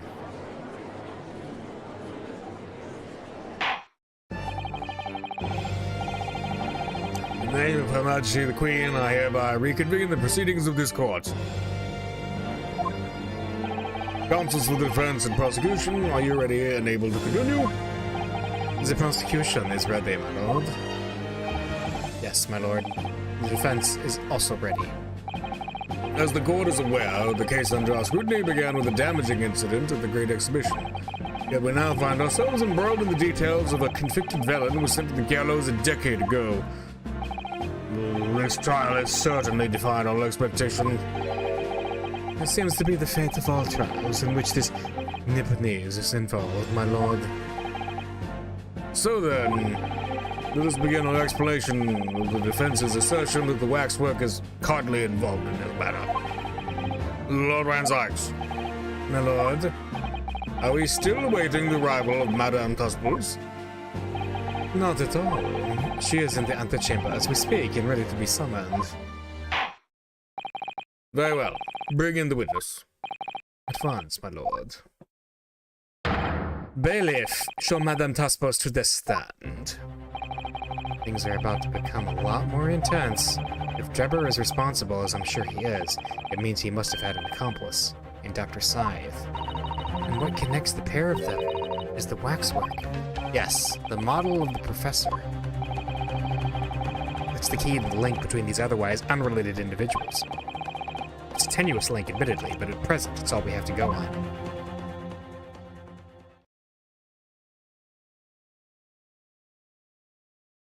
What is she doing? State your name and occupation for the court, please. My name is Madame Esmeralda Taspos. I am a waxwork artisan and the proprietress of the Madame Taspos Museum of Waxwork. You will have to pardon me for working as I testify. My new exhibit must open very soon. Oh, so he finally gets a statue, does he? Now there are two of them in the world. Oh my! What expression is she carving onto that face? A number of days ago, a particular waxwork model was stolen from your museum. Can you confirm this? Oui, that is true. At first, they believed it had been kidnapped. A waxwork model? Kidnapped? Yes, my lord. There was a demand for ransom money left behind by the culprit. However, according to what I have just looked outside the courtroom, that was not the true reason. I understand it was utilized as a substitute for the body of a murder victim. At present, that is no more than conjecture proposed by the defense. This is the victim of the case in question, Mr. Odiasman. But of course, I know him well. He is a part of my odious personages exhibit. I detest to say what is evident, but Mr. Asman does not resemble the professor at all. Yes, but perhaps their faces are very similar. Are you suggesting that we should see now the masked visage of the professor? I have here the key, but it is strictly forbidden to open the lock. This is absurd. Pardon? I don't know what face you've carved onto your fancy figure beneath that mask, but clearly it won't be that of the actual killer. Indeed. The man's identity was never made public after all. The trial took place in a closed court. The proceedings were strictly confidential. The condemned man was summarily executed. His identity remains a closely guarded national secret. There is no possible way that a repository of tawdry exhibits could get its hand on that information. Tomasz. It would seem you are unaware of the Taspos principles. What principles? The family Taspos always prided itself on sculpting its models à la perfection. Every detail, including the visage, is fashioned with complete fidelity. Et voila, our principles. There is a well-known legend about the Taspos waxworks from the time of the French Revolution. A member of the Taspos family is said to have made a waxwork of the queen who was executed. Oui, that is true. It was a century ago now. I believe the queen's face was carved in the minute following her death, actually at the guillotine site. You are correct. The model is on display still today in the House of Horrors. We Taspos will stop at nothing to obtain a faithful replica of our subjects. To me, somewhat disturbing tenacity of purpose. It is the only way to obtain a truly lifelike representation of the subject. And it has been my family secret for generations. Do you mean to say that beneath that mask? Oui, the true visage of the killer is there. This is ludicrous. It's out of the question. The professor spread terror throughout Great Britain. As a result, the Madame Taspos special exhibit remains extremely popular even today. The killer, emerging from his own grave, it is a sight to behold. You should come. I think, madame, it would be beneficial to hear your formal testimony on this matter. You will explain every detail of this macabre model and your personal involvement in its creation. With pleasure.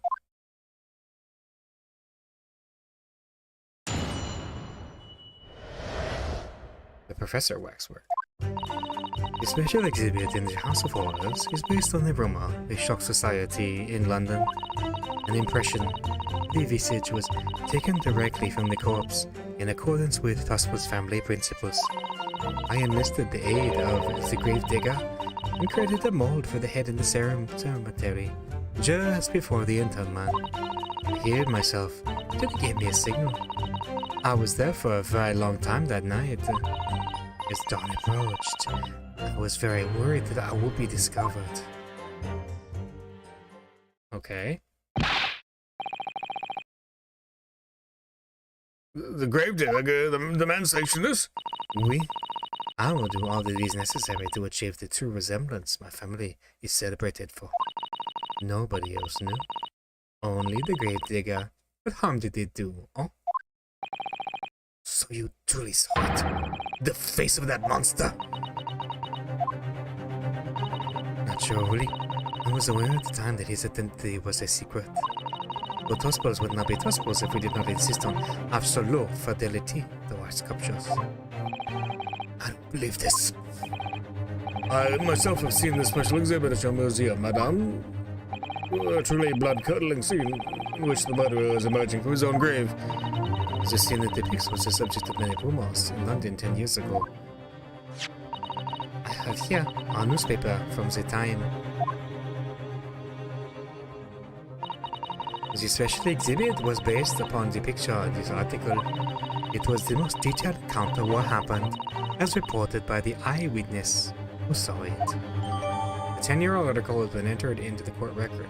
A newspaper article recounting the tale of an eyewitness to the alleged resurrection of the professor from his grave on the night of the execution. And it says Mr. Drebber's encounter. Man rises from the grave. He's too absurd for words. The public enjoy absurdity, monsieur. That is why I have reproduced the scene as carefully as possible in my museum. And it's a waxwork from that exhibit that was stolen some days before the incident at the Great Exhibition, wasn't it? That is correct. The professor you see before you here. Most puzzling. Counsel for the defense, proceed with the cross-examination. This waxwork links Drebber to Dr. Scythe, and there has to be some reason for that, which hasn't yet come to light. But I'll find it. I'll get to the bottom of what really happened. I'll prove that Dr. Scythe and Drebber were in on this crime together. Alright, cross-examination. Professor Waxwork.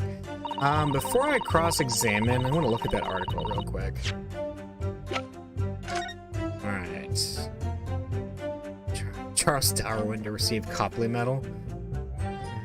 The Great Stink. Parliament is to finally address the foul issue. Was the Bal Mask to blame for the Great Blaze? Who was there? Henry Anderson. There was some to blame for the fire. Krakatoa eruption. Mad sheep rampage. Oh my gosh. Unexplained phenomenon grips Oxfordshire region. There's some funny ones here. So we have Mr. Drebber's faithful encounter, right? So that's Mr. Drebber, because his hair was supposed to have gone white as a result of seeing the professor emerge from the grave, right? So I wonder what he really did see. I'm sure we'll find out. Wait, whoa. Did you see that? Oh, Asman? What? Did he take the picture? Anyway, let's look at this. At Lowgate Cemetery, just behind the prison, on the night of that foul demon's execution, the newly interred professor forced off his grave cover as he clawed free of the earth. The young man who witnessed this scene was on the verge of raising a shriek when, in the next second, a gunshot rang out suddenly from behind. The bullet pierced the resurrected man's chest, whose breath then stilled once more. The youth then finally released the scream he had been holding and ran for his life. The university student who experienced this shocking event is Mr. Enoch Drebber, a disciple of science at the University of London and a resident of its student dorms. Interesting. Okay. Well, let's start talking to Madame Tusples. Hold it!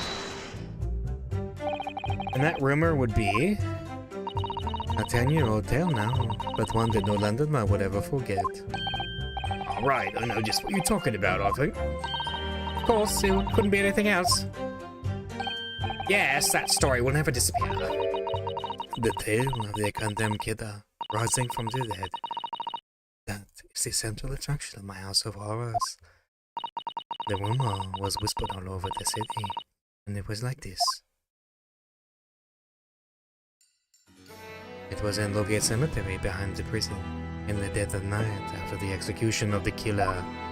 The interred professor slid back the stone slab covering his tomb and emerged from his grave. A young man who witnessed this felt a scream welling up inside him. But an instant later, he heard an ear-splitting gunshot from over his shoulder.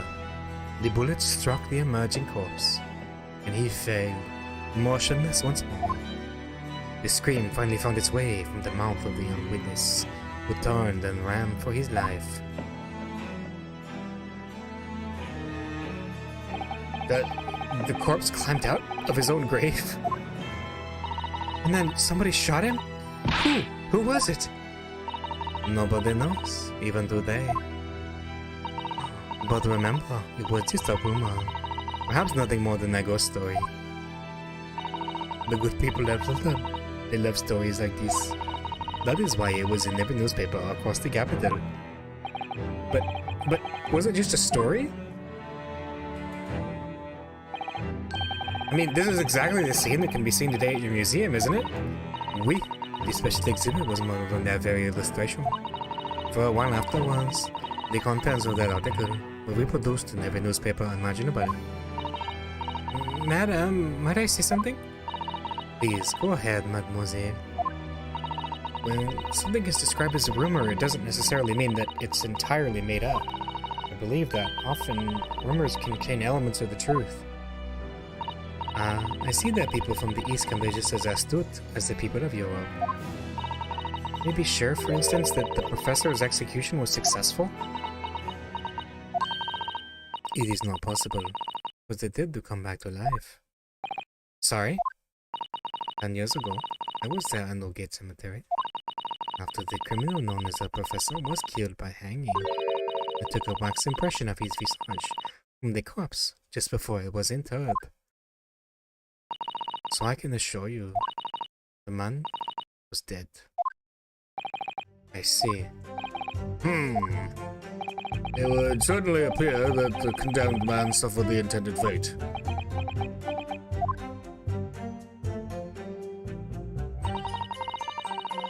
Man, it's funny, like, pressing witnesses, even if it's not important, is always good, like, cool in these games, because you get a lot of extra details sometimes. Like, we wouldn't have gotten any of that stuff, I think, if we hadn't pressed her. Maybe we needed to have pressed her for the story to go on, but that's really neat. An impression was taken directly from the corpse in accordance with the Tusples family principles. So let's talk about that. Is that true of every waxwork in your museum, then? It is, assuming the subject is dead, of course.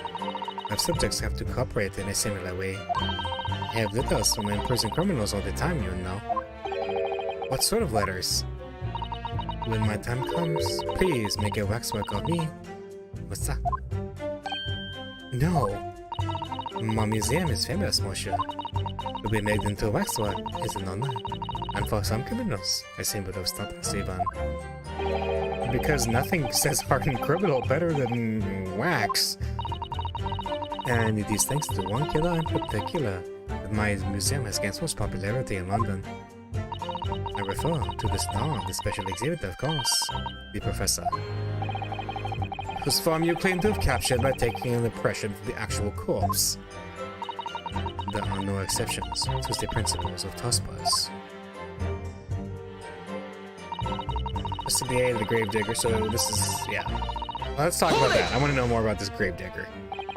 Surely that's illegal, isn't it? It would seem the proprietress of this repository of novelties was blinded by monetary greed. It had nothing to do with money. The man is part of London's criminal history. That is why I had to scout him, to record this history. It is the raison d'etre of the Tuspol Museum. But if the man was convicted in a closed court and sent for immediate execution, then surely nobody but the members of the judiciary present know the killer's true identity? I assure you, behind that mask is hidden the true face of the professor. Do you realize what you're saying? The professor's identity is a national secret. I understand. And now that the truth about the special exhibit has been revealed, it must perhaps close. Of course it will, as will your entire museum if you don't tread very carefully, madam. That could be another interesting chapter in the history of my family, I think, don't you? So 10 years ago, on the night of the professor's execution, you took a wax impression of his face from the corpse? Oui, exactement. I hid myself, and then she was there for a very long time. Alright, let's talk about that. You were there longer than you expected to be? I had some difficulties in capturing the subject's form correctly. As I removed the mask, the mouth of the cadaver fell open, and I had some problems with the chin. Dare I ask? The man had been dead for a short while already, you see. His muscles were relaxing, and consequently his chin would not align itself correctly. Oh dear, what a horrible thought. Under normal circumstances, I would have had an assistant with me. However, that night, I was alone, and as a consequence, missed my preferential window of time. What do you mean? When I take the impression of the visage of a cadaver, I always wait until 3 hours after death. Why 3 hours? Is that amount of time significant? It is because of rigor mortis. A rigor mortis? It's the name given to a phenomenon that occurs in recently deceased bodies. As a rule, 3 hours post-death, the muscles in the body begin to stiffen. By approximately 10 hours post-death, the entire body is completely rigid and inflexible. And then from that point on, the muscles slowly start to revert to their relaxed state. The effect is often used to estimate the time of death when the body is discovered. Well, that was an education, if a slightly scary one. As the mademoiselle says, rigor mortis commences 3 hours after death, and it starts in the jaw. I see, so that's why you wait. Before that time, mouth was open, and it is very difficult to do my work. It's getting hard for me to do my work with all this talk of corpses. I wonder about that information the courts just heard from Madame Tuspels. Yeah, it's significant. The information about rigor mortis that you just shared with us, would you mind including it in your formal testimony? I believe it could be significant, you see. Of course, I do not mind at all. I can't help feeling that after this latest topic, the atmosphere in the courtroom has become extremely grave. This is no time for jokes, Mr. Sato. Madam, kindly amend your testimony as discussed. Yes. It took me a very long time because it was before the onset of rigor mortis. Okay, let's talk about that. Rigor mortis being the phenomenon you described whereby the corpse becomes stiff after death. I think you said that it starts at the jaw about 3 hours post-death. Is that right? Oui, c'est ça. Of course, the exact duration depends a little on the season. I didn't realize a waxwork artisan would be so well versed in the subject. No, that is only elementary knowledge in the field of legal medicine. Well, I had no idea about it, but maybe I won't admit to my ignorance about forensic science. I could ask my father to give you a very simple primer if you like. I think corpses should be your domain. I'm not good with them. Dear, do my very best. Stone approached. I was very worried I would be discovered. Okay. I don't know how important this is, but we'll ask. You say that dawn was approaching? What was the time of day then, approximately? Well, I could not say, but when I left the cemetery with my utensils and wax, the morning light was becoming visible. The execution took place on 17th of June, which had the earliest sunrise of that year. Indeed it did. First light would have been at around 4:40 in the morning. That really is early. The fact is, I had very little time, so I finished my work in half hour. It was necessary to complete the impression and bury the body before daybreak, of course. If somebody had discovered me there, it would have been a catastrophe. So I had to hurry. Is it me, or does Mr. Sholmes seem to be taking shape more quickly now, too? You certainly made to go to extraordinary lengths for your work, madam. I wonder, is what she just said particularly significant? Is it significant? Okay. Let's see.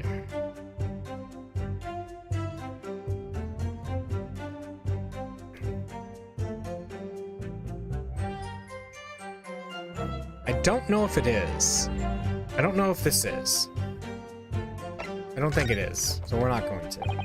All it really told us is that sunrise in Great Britain is extremely early at the height of summer, I suppose. Thank you, madam. That's all clear now. How frustrating. I was not concentrating on Mr. Sholmes here. You have taken away too much wax. Alright, so that's all I have to go on. What's your feeling, Mr. Naruhodo? For some reason, Dr. Syed went along with Drebber's plan. Now, if that's really true, then the professor is the only thing we know of that links the pair of them. So I feel sure that waxwork must be included in this mystery somehow. In that case, we must use this cross-examination to uncover exactly what it means. Otherwise, the jurors are sure to revert their leanings, and the trial will be over. I agree, but interestingly, uncovering what the professor has to do with all of this means more to Lord Van Zykes than anyone. That's the impression I'm getting anyway. Yes, as do I. After all, he has a profound connection to the professor as well. That's right. Alright, so one of the amendments we did get, because of the rigor mortis thing, we do have the autopsy, right? Midnight, right? And it was 4:40 when she got done.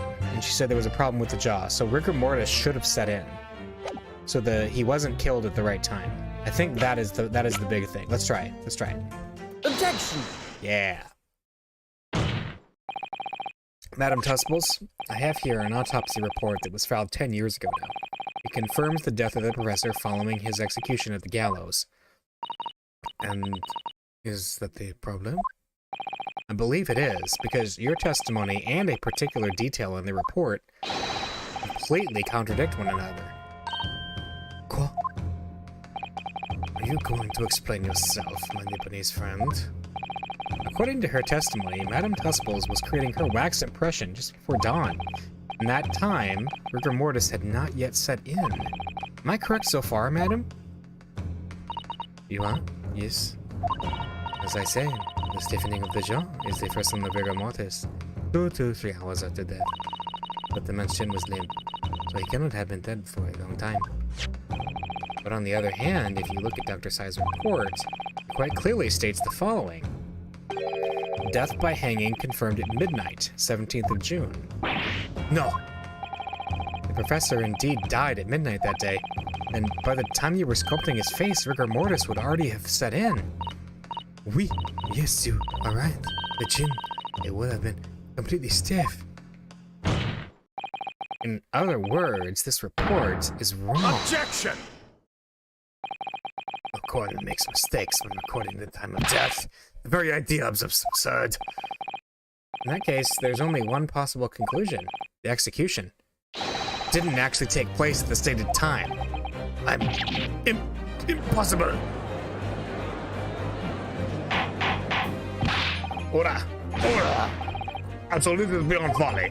Not only do you indict the author of the report, Dr. Syed, but you also implicate members of staff at Barclay Prison where the execution took place. By heck, extraordinary. Not my day. Objection!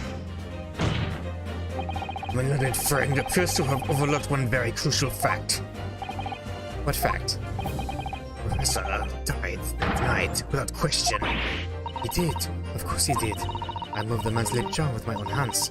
There was no... Yes, the professor died that night. But what if he didn't die at the gallows? Didn't die at... Are you insane?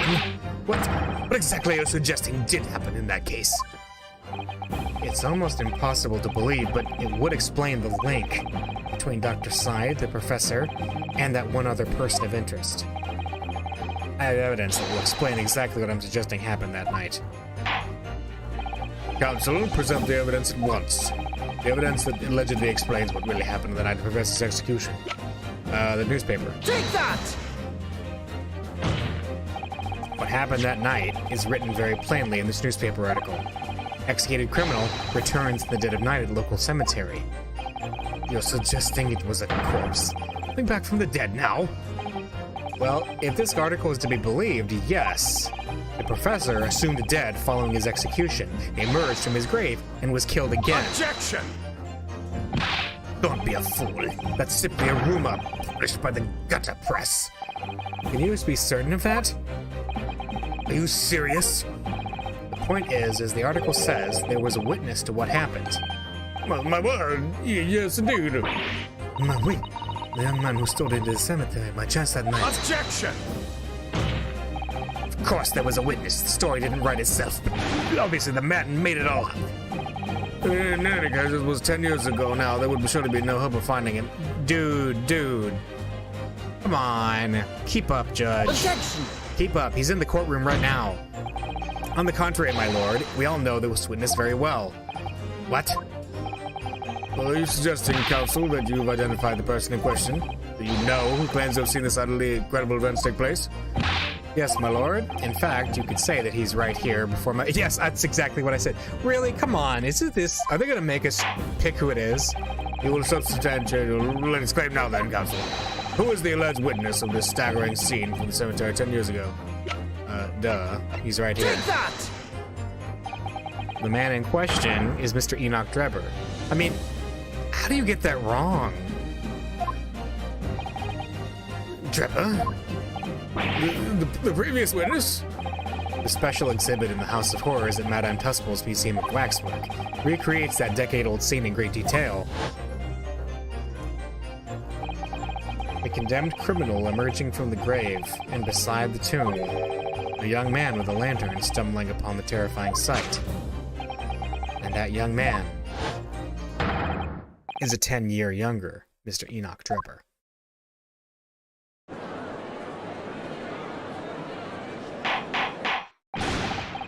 Order! Surely not, counsel. Drebber was there. Locate cemetery. What is all this talk about Mr. Drebber? His name's significant. Of course, Madame Tussauds doesn't know, does she? Yes, it's extremely significant, Madame. To your situation as well, in fact. What situation? The theft of the professor waxwork from your museum some days ago was perpetrated by the very same man. No. But that would mean... Madame Tussauds. It would appear you know the name, Enoch Drebber. Oui, yes, I know it. But from long ago, in the past. What? Oh my! Good gracious! Explain yourself. Tell us everything you know. Yes, of course.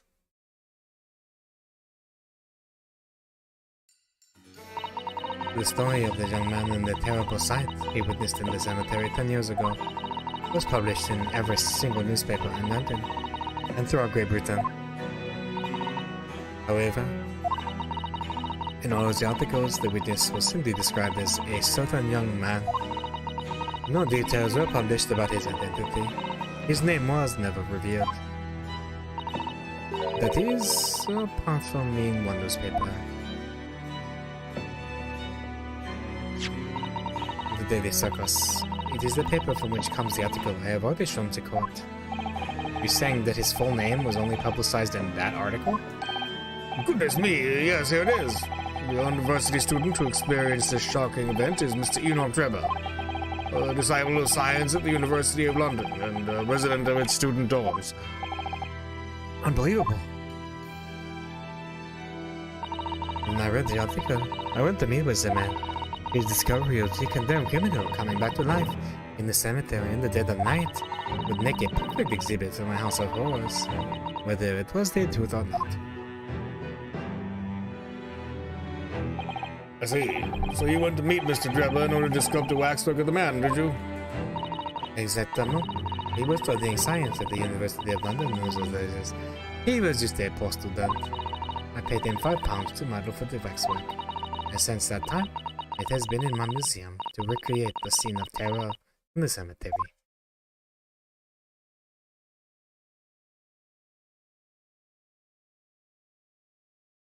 Well, mic drop.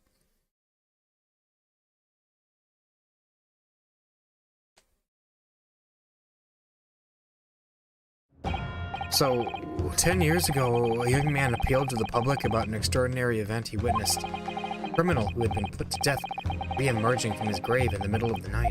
The public treated his claim as nothing more than an amusing anecdote that was soon forgotten. 10 years later, the same man steals a waxwork model of the executed criminal, ostensibly to use as a body double for the victim in the case we're discussing here today, even though the waxwork build is a poor match for the victim. Its face is obscured by a mask. So the question is, why would the man do such a thing? Which brings us to 3 days ago, when the birdcage crashed into the Crystal Tower. The birdcage had in fact contained not the body of Mr. Assman, but that same waxwork. The coroner from Scotland Yard who investigated Dr. Sy would have noticed immediately. And yet, she submitted this autopsy report for the victim, which the court has seen earlier. Why? Because the waxwork was that of the professor. Is that what you're saying? Dr. Scythe put her name to a document confirming the death of a condemned criminal who was still alive. A criminal whose apparent resurrection was witnessed by Mr. Drebber. But that misconduct was a deadly secret the coroner would do anything to protect. Which is precisely why Mr. Drebber used that particular waxwork as the body double. Lord, this court must summon Dr. Scythe to the stand. The defense is determined to find out exactly how the coroner and Mr. Drebber are connected. But according to the message I received this morning through the prosecutor's office, Dr. Scythe is unable to participate in these proceedings. Is that not the case? She told us herself, didn't she? But Van Sykes won't be summoning me as a witness. But Strongheart has forbidden it. But Strongheart? Pandora's box you were warned about is the Professor case. Please don't make the mistake of thinking you'll get any information out of it out of me. Okay. Yep, got that. Something happened on the night of that killer's execution 10 years ago, and surely nobody would want to get to the bottom of that more than Lord Van Sykes. Yeah, Van Sykes must be fuming right now. The prosecution calls for the instructions in that missive to be scrapped. Huh? But Lord Van Sykes, the missive was issued from the Lord Chief Justice's office. Objection! The assigned prosecutor has the final say on policy on any particular trial. In other words, me. Yes. Let Enoch Drebber and Dr. Scythe both take the stand together.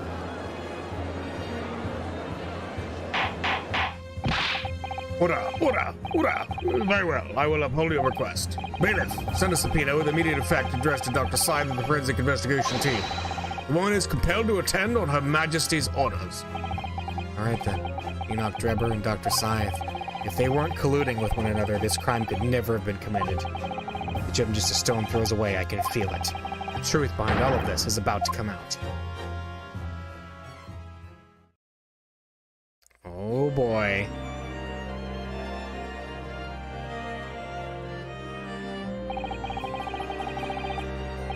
Thank you for your assistance at such short notice, Dr. Scythe. I'm disappointed in you, Lord Van Sykes. You've completely betrayed the agreed policy of Scotland Yard and the prosecutor's office. Betrayal is not in my nature, as long as the truth isn't compromised. If it is, there's even a hint of wrongdoing, and no matter who it concerns or disgruntles, I will pursue the matter to the bitter end.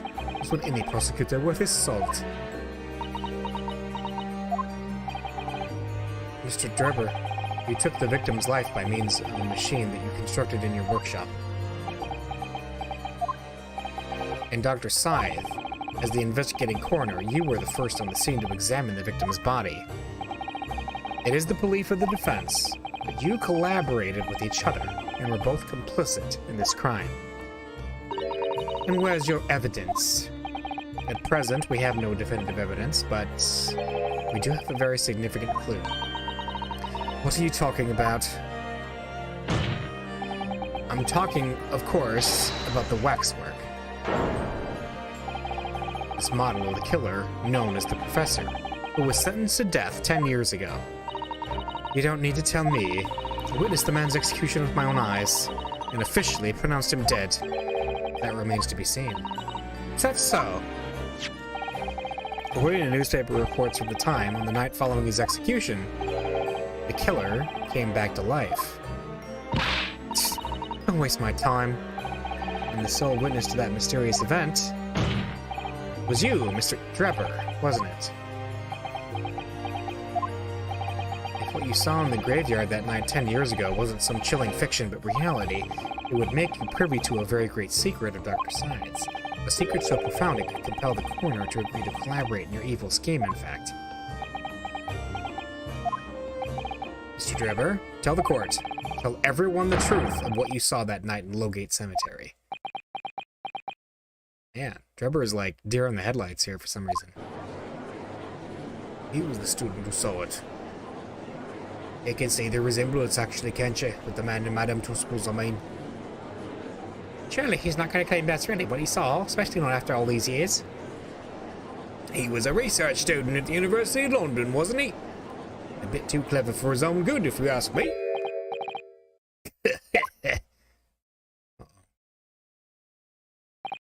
What an interesting twist. Huh? When at the time, not one person would take me seriously.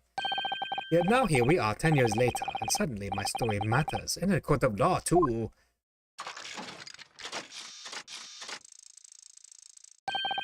Very well then, if everyone so wishes. Let's be frank. I'll tell you the truth of what happened that night for what it's worth.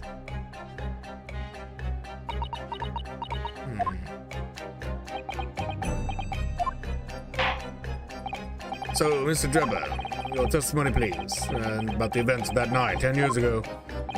You will tell the court exactly what you stumbled across in Lowgate Cemetery. Yes, of course, as you wish. Witness testimony. In the cemetery 10 years earlier. The reason I was in Lowgate Cemetery at all 10 years ago was for a spot of moonlighting, shall we say? Yes, the illustration in that newspaper article was based on what I witnessed that night. But thinking back now, I realized that I never actually saw the professor. Soon afterwards, I was visited by a young woman who sculpted a model of me from wax. Then I gave up on my dream of becoming a scientist, and it was all because of that newspaper article. Really? That's a loaded testimony there. Wait a minute. You're claiming you didn't actually see the professor now? Of course, you'd have to have a screw loose if you believed the corpse could come back from the dead. But, so you're saying this article is not what the paper it's printed on? I think that would describe it perfectly, yes. If the details in the article aren't true, it nullifies your argument for why Mr. Drebber and Dr. Scythe would have been working together. So he's discrediting himself to cripple my argument. Tell me, witness, you claim to have been in the cemetery on some auxiliary business. Can you elaborate?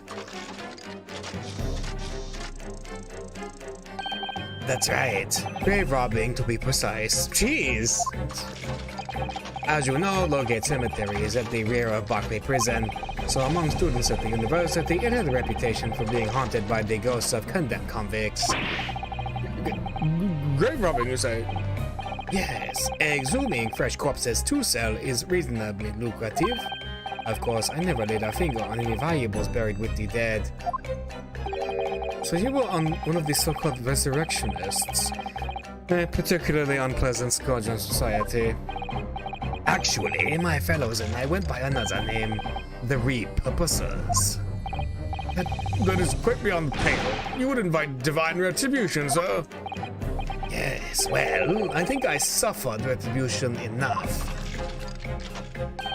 The Daily Circus eventually honored my name and put it in print. It caused me a great many headaches. In the end, I had to leave the university. That was the only paper with the bad grace to identify me unambiguously, I must add. I see. Not of interest. Who drew the illustration for this article?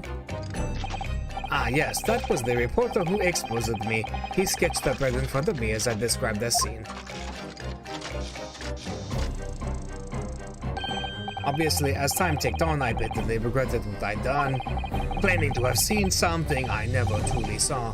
Foolish. Very foolish. Well, counsel for the defense, you may proceed to the cross-examination now. At once, my lord. I'm thinking something to do with it being Asman, being the photographer, is going to be, or the sketch artist. Alright. The reason was for spotted moonlighting, shall we say. Hold it! Sorry about that. By moonlighting, you mean grave robbing, do you? Surely, you only need to look at the graveyard scene and my appearance to gauge the answer to that. A lantern and spade. But who on earth would want to buy a dead body? Any major hospital? A hospital? In order to better understand the human body, the study of anatomy is crucial to medical science. There isn't a hospital in the world that has enough specimens to work with. Obviously, they can't openly express an interest in obtaining more by dubious means. As aspiring scientists, we young research students had no money to work with, as I'm sure you can imagine. So we made surreptitious arrangements with a hospital via some of our medical student acquaintances. We would never take anything of value from the graves. That was all for their furtherance of science, you see? That's what we all told ourselves every time we stole into the graveyard at night, spade in hand. You realize body snatching is a serious crime. If you were caught, you could expect the gravest of consequences. We students were caught between the hammer and the anvil. We needed funds for research. Professor Harebrain said exactly the same. I'm quite speechless at the apparent levity with which you revealed this abhorrent behavior. Well, if you wanted to know why I was there at Logate Cemetery, that's the reason. But I never expected it to end the way it did. That I regret to this day. Yeah, that's what you regret, not the grave robbing. Right. Alright. It was based on that I witnessed that night. Wait, I didn't realize that I never actually saw the professor. Let's just keep pressing here. The strange happening at Logate Cemetery, which you now deny. Not entirely. I ran to fetch the police at the time, you know. I was shaking like a leaf. But they didn't believe a word of it. In fact, I was very nearly arrested myself. So you went to the papers instead? I started big with the London News, but unsurprisingly, they didn't want to know either. In the end, though, it was reporters from the gossip rags. They got the press that came to get my story. And it spread like the plague through the capital as gossip-hungry Londoners lapped up the tale. The story was in every single paper at the time, with the exception of some broadsheets. And yet only 2 or 3 of them actually interviewed me personally. Okay, oh, okay. Most of the accounts are not very interpretive ghost stories. What about the article in the Daily Circus? That particular journalist found me at my dormitory. I don't know how, but he discovered my name. So I recounted to him exactly what had happened that night. And from your description, he drew this illustration? Precisely. That's how I learned that the condemned man was the infamous professor. Because the reporter told me so. I had no idea myself, you see. Newspaper reporters are wont to snoop around in matters that don't concern them. So the scene portrayed in the illustration is accurate, then? Well, Next, he's gonna say, yeah. Looking back, I never actually saw the professor. Hold it! Okay, we gotta press it. What are you talking about? I think I explained already, didn't I? Lowgate Cemetery is at the rear of Barclay Prison. So it was renowned among our students at the university for being haunted by the ghosts of condemned convicts. For some absurd reason, I was scared of the graveyard. Night. And as a result, only too willing to believe that nonsense about the dead coming back to life. But you said you actually saw it. I said what I'd seen in my mind's eye. After all, resurrection is impossible, isn't it? We'd have to be unhinged to think otherwise. Unless, of course, you have some evidence that proves I encountered the professor that night. I don't know. Is there any material evidence that could show he really did see the professor? If we have anything at all, Mr. Naruhodo, I know, I need to present it against that irritatingly backtracking statement of his. The point is, that night was a pivotal moment in my life.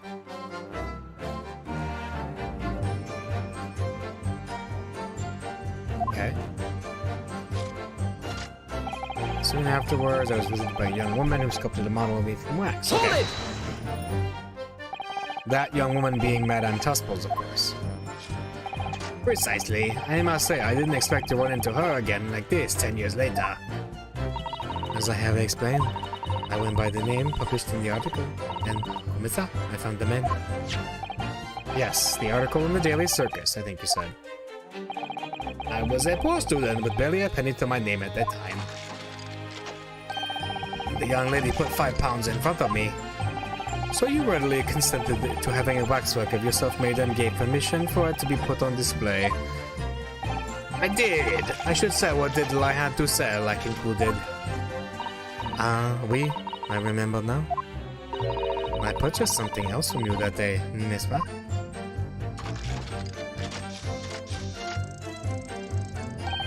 Did you? I can't say I remember.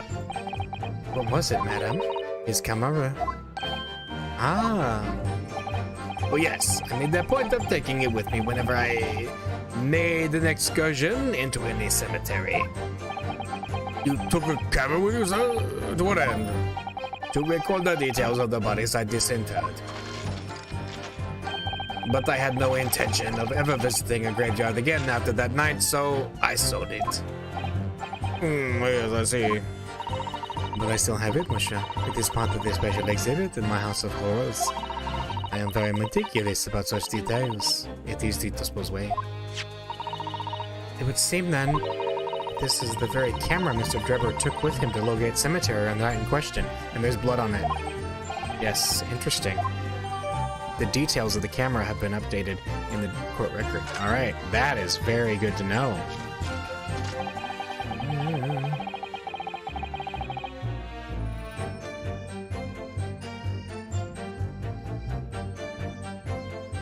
Then I gave up on the dream. Hold it! Okay.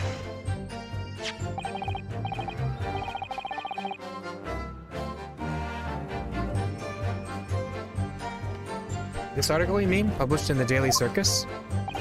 Yes, somebody informed the dean that it was my name that appeared in the article. And carelessly let slip that night after night I was digging up graves. Hardly a model student, you might say. The university's reputation was execrably defiled, and I was expelled as a result. Mon Dieu, I had no idea.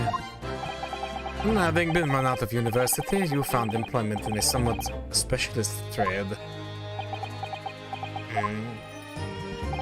You combined your knowledge of science with knowledge of stage magic to create various experimental machines that demonstrate never-before-seen technology, and you use those deceptive machines to trick the government and private investors into giving you money. Professor Albert Hairbrain was just your latest victim, wasn't he? Whatever are you talking about? I have no recollection of doing anything of the sort.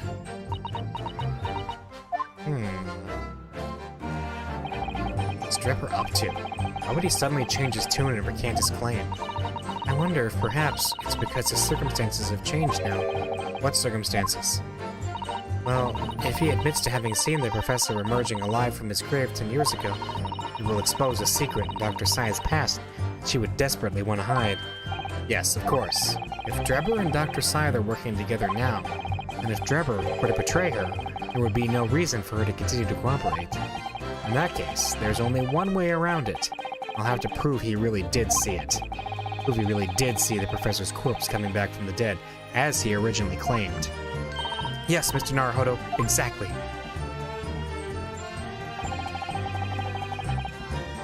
Alright, Tone spotted moonlighting, this priest. Alright, hang on. Okay, so here's a thought, right? We got the newspaper. In the picture, it's not just a zombie face, it's a iron mask. So, how did he know that? Objection! Let's see.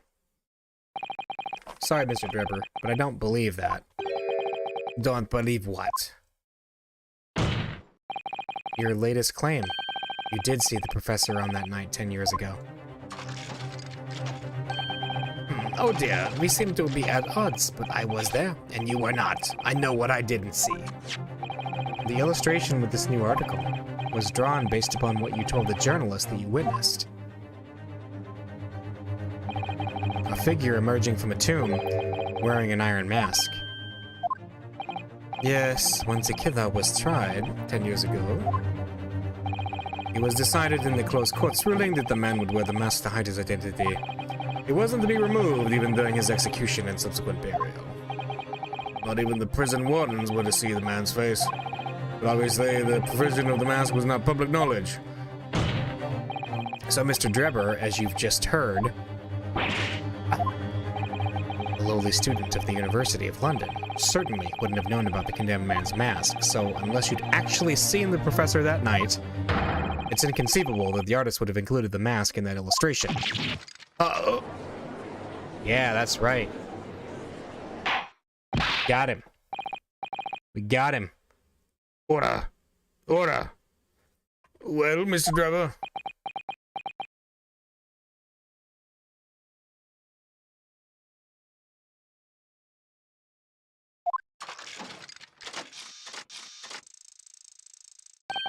It's a vile scene, isn't it? If you look closely. Huh? And as I've already been at pains to point out, I was utterly petrified. Which is why I had not in my head that I'd seen such a blood-curdling sight. But afterwards, I came to my senses and realized that I'd been mistaken. You're still saying you didn't see it? If you're stubbornly sticking to that story, witness, then amend your testimony to explain exactly how you think your eyes deceived you. Of course. Only too happy to oblige. Can't believe he's still not going to concede the point. Okay. In fact, was a fellow grave robber at work. Okay.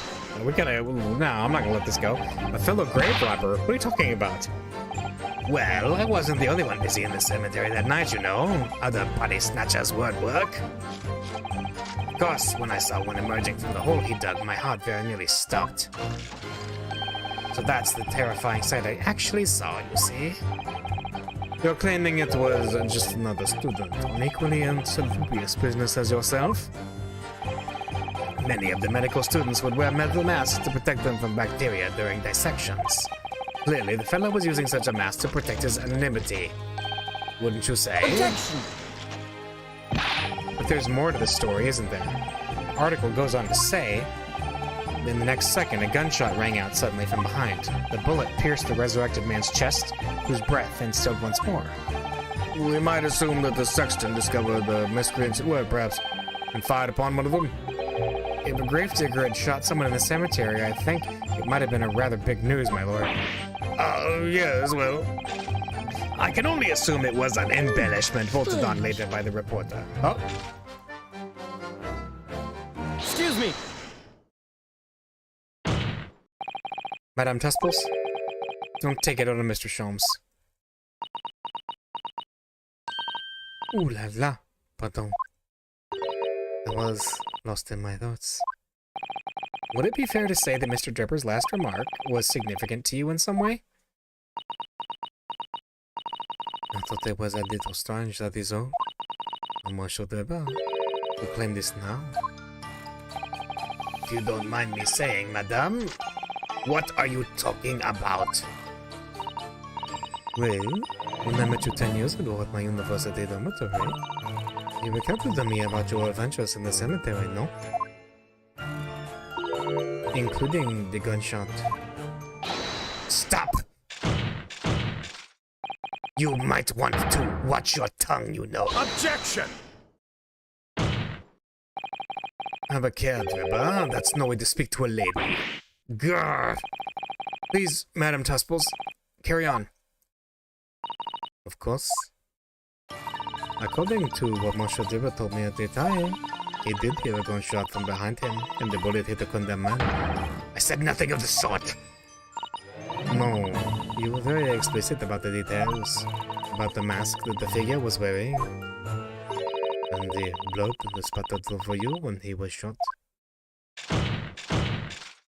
Enough! Shut up, woman! You're making all this up. That will do. Mr. Drebber? Yes? You refute the account just given by Madame Tusples? I have no recollection of ever saying those things. Come on, do you really expect us to believe you? Control yourself, counsel. I will not permit baseless accusations in my courtroom. Right. Under the circumstances, I think it best you supplement your testimony with a statement to clarify your position on this witness. Very well. Yep. Suspicious. Very suspicious. Right, no gunshot. Nor any spattering blood. Huh.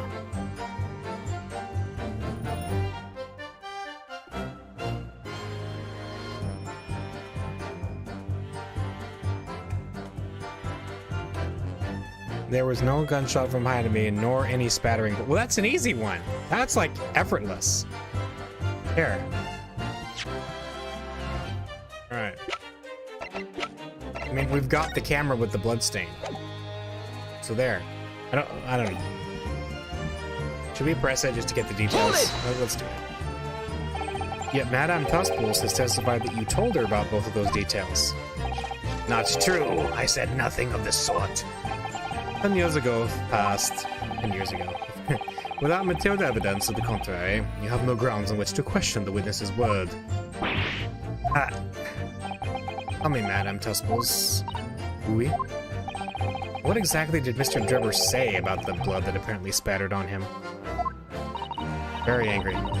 Although, this is what he told me. All of a sudden, he heard a very loud gunshot from behind his back. The bullet hit the figure who was emerging from the tomb in the middle of the chest, in his heart. One dreadful sight after another. And since Monsieur Drebber was at the time facing towards the condemned man, the blood spread from the wound and spattered on his body. That is what he told me. So, not an experience you would ever forget, is it? Precisely, and I didn't forget it, because as I've already said, it never happened in the first place. He's clearly lying. If only I had some evidence. If only we had some evidence. We can't let him win, Mr. Naruhodo. So we mustn't overlook a single detail, no matter how small.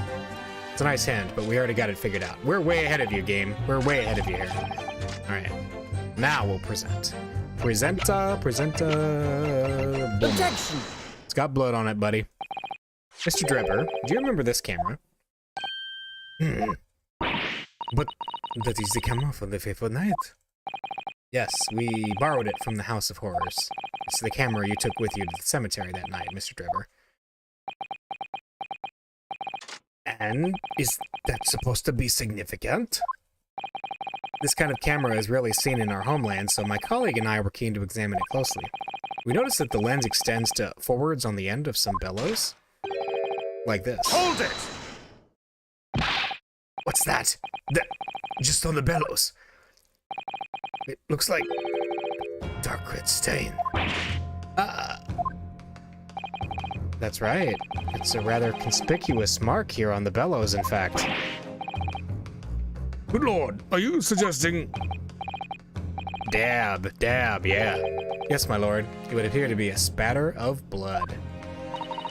Something that could be confirmed with a simple chemical test. Isn't that right, Dr. Scythe?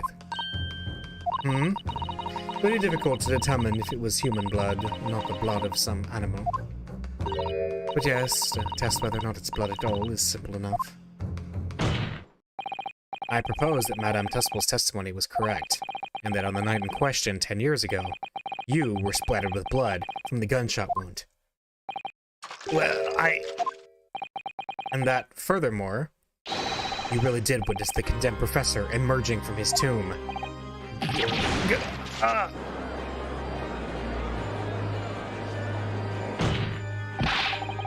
There's simply no way you could have forgotten such a traumatic experience.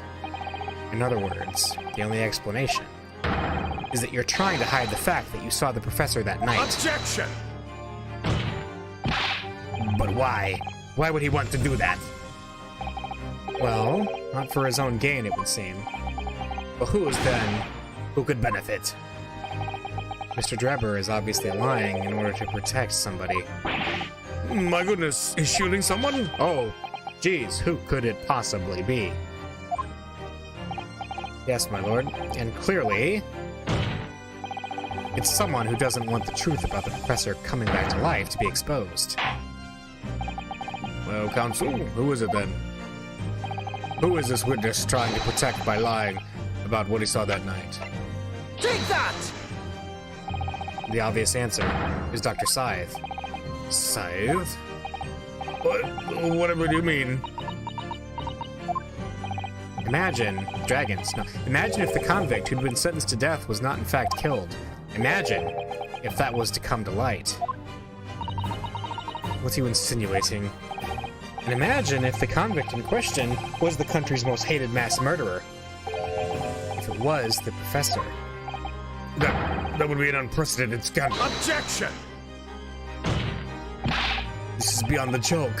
Did I point out that the dead cannot come back to life? Suggesting would mean that the execution never actually happened. Yes, that's exactly what it would mean. Objection! Once a man is sent to the gallows, he hangs. No one could escape, not in Great Britain. Objection! But the fact is, there was a witness to the fact that the man did escape his hang. That would prove, counsel, the implications of misconduct would not stop with the supervising coroner. It would taint the honor of the entire judiciary from the ground up. Yes, it would. Am I smelling a cover-up? And does Van Zykes know about this? Was he investigating this on his own? Is that why he said the thing about the Pandora's box? It's exactly because of those monumental repercussions that Dr. Scythe would consent to any demand made of her by someone who threatened to expose the secret, even if that meant being complicit in a crime. You mean... I mean that Dr. Scythe wasn't collaborating in Mr. Drebber's wicked scheme. She was coerced into collaborating in order to protect her decade-old secret. She switched the dead body of Mr. Aspen with the waxwork model and fabricated the autopsy report. Okay, so she was blackmailed into it. Oh, we got the boot.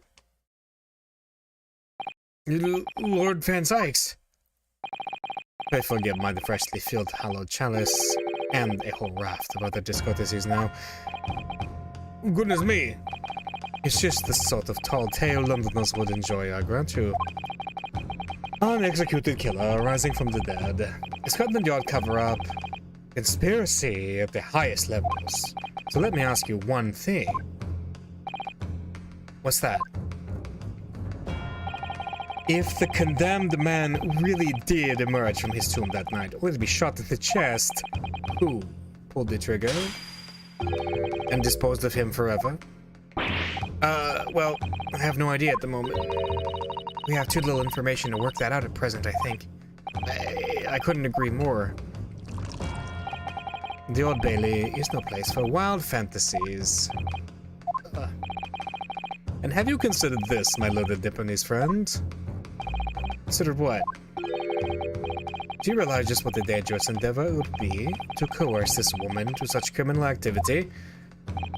It's tantamount to declaring war on the entire British police force and judiciary. Quite. Hard to imagine any sum of money being offered for research could warrant it. Relying on stage deception when so much is at stake would be madness. Well, I suppose. And this was no petty crime, either. The victim was murdered. A man who'd already invested money in the venture, and would be instrumental in future profits, too. Yes, I had no reason to kill Mr. Assman at all.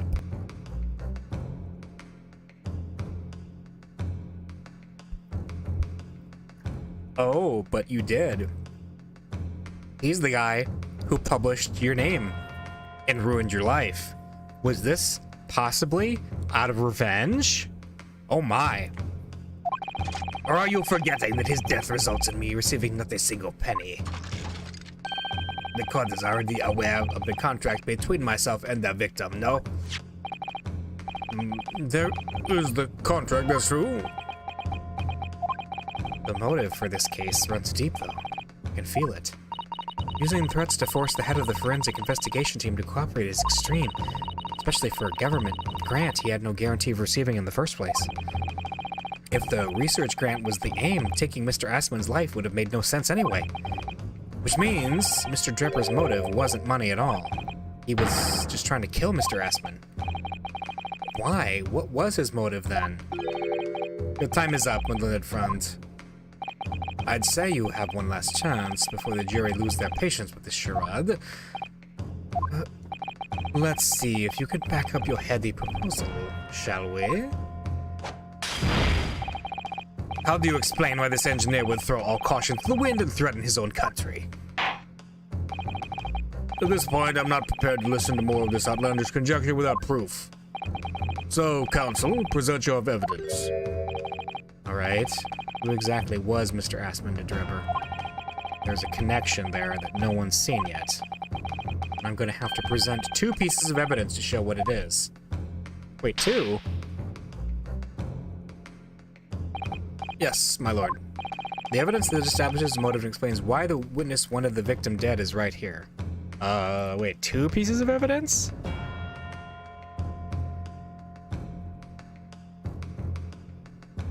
Is it... Okay, hang on. 10-year-old article. There's O. Assman, right? Oh, is it the contract? Yeah, it's the same signature. Okay, got it. 10-year-old article. It's this newspaper article, my lord. That was written 10 years ago, and every detail has been examined already. What can it possibly tell us? That drivel should never have been written. It's typical gutter press nonsense that means nothing.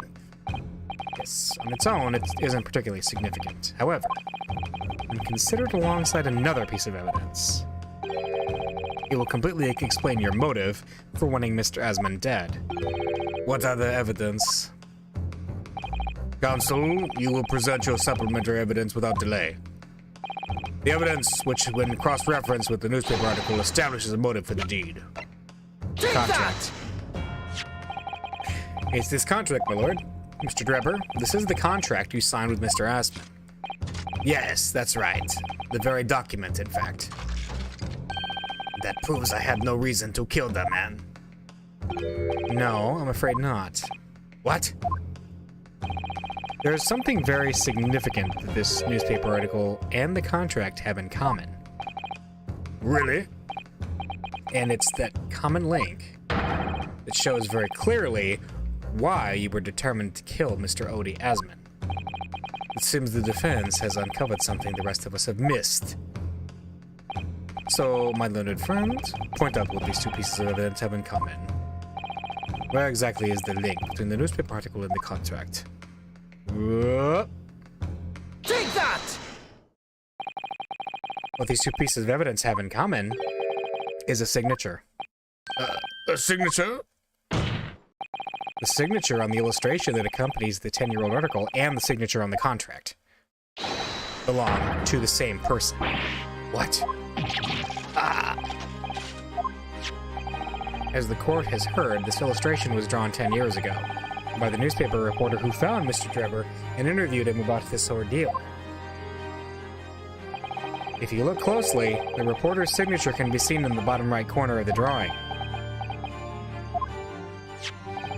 And if you look at the contract here, which was signed between the witness and the victim last year, you can clearly see Mr. Asman's signature at the bottom. Let me see now.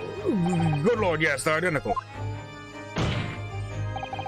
In short, the journalist who drew the illustration and wrote the article published about Mr. Drebber 10 years ago was the victim of this case, Mr. Odie Asman.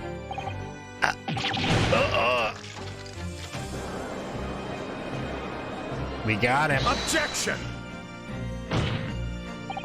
But explain to the court why. Why would that constitute a motive for the witness to murder Asman? Well, if you think back, you'll remember that Mr. Drebber talked about that article in his testimony. Great robbery, you say? Yes, exhuming fresh corpses to sell is reasonably lucrative. That is quite beyond the pale. You wouldn't find divine retribution, sir. Yes, well, I think I suffered retribution enough. The Daily Circus eventually unearthed my name and put it in print. Caused me a great many headaches. In the end, I had to leave the university. That was the only paper which had the grace to identify me unambiguously, I might add. Then I gave up on my dream of becoming a scientist, and it was all because of that newspaper article. So yeah, easy peasy. We got it. Ladies and gentlemen, we got him. Owned with facts and logic. At the time, you were a student at the University of London who dreamt of becoming a scientist. However, this Signal newspaper article changed your entire life.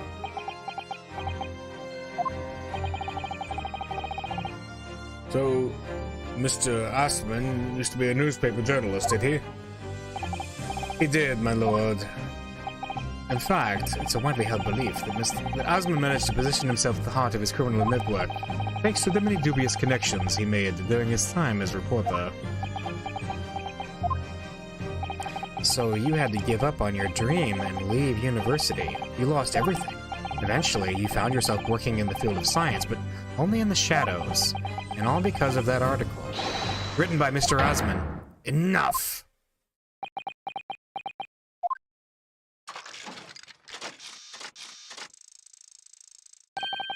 Stop this endless dribble about my life. What? Explain yourself, Mr. Drebber. Yes, it's true, I had to leave the university as a result of that article. But it was just the straw that broke the camel's back. What do you mean? Almost every student of science in the faculty was too poor to actually conduct any research. But they struggled on with their hypotheses anyway, we all did, only to have them taken by vultures. Sooner or later, you knew your ideas would be stolen and patented by some wretch or other after all. Good gracious.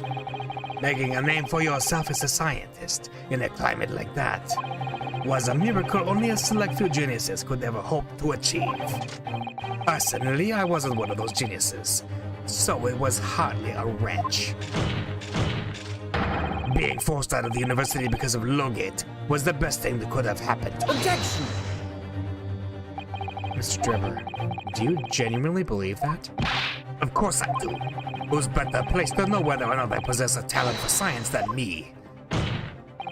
I'm sorry to say that your words don't ring true at all. How dare you? And I have evidence to prove it.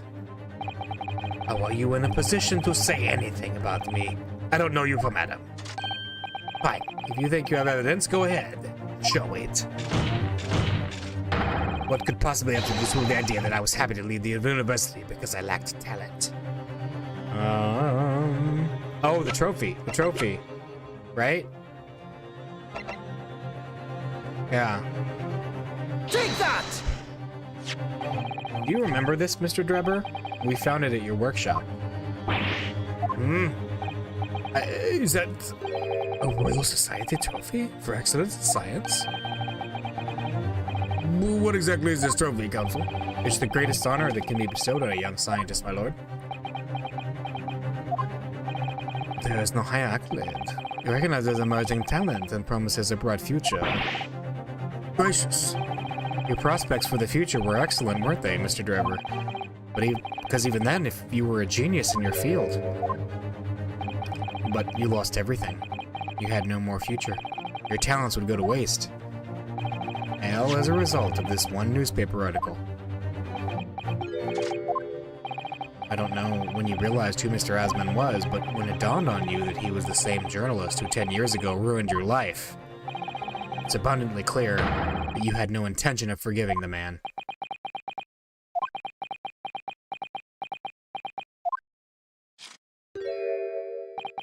The truth is... Finally, he's going to fold. Oh, I don't think so. This feels like a bait and switch.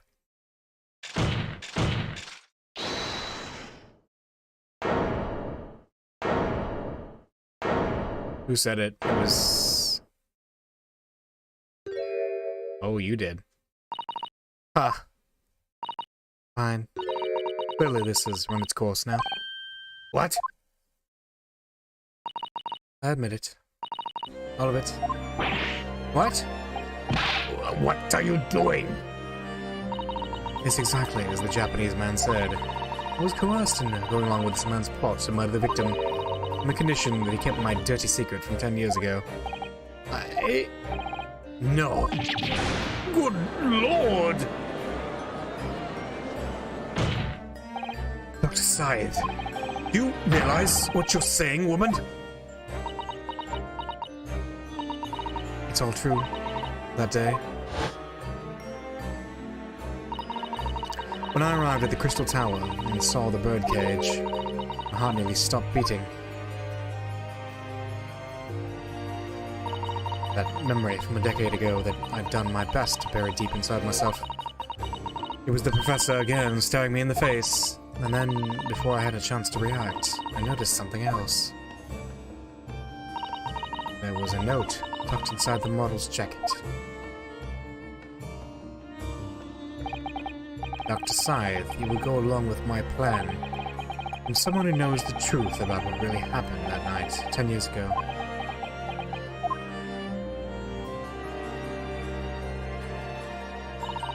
All the instructions were there on the note. Every detail was meticulously written out. I had no choice but to do what it said.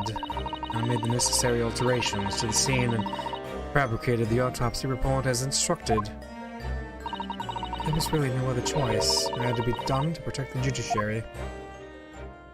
I can only apologize now.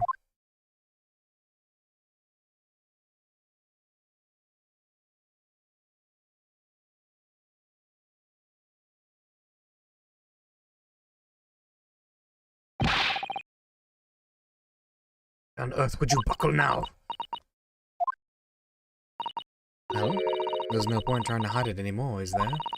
I would have done anything to stop it coming out, even collaborate in a murder. But the great lie about that execution 10 years ago has been exposed.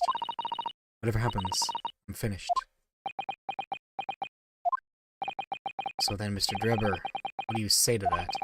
Your accomplice has admitted everything. Surely it goes without saying. You admit your part in it too, then? I admit nothing at all. What? Have you forgotten that the kinesis machine was ripped to shreds by an explosion? Supposed to be admitting to a crime. There's really no possible way for you to prove I did anything wrong. No!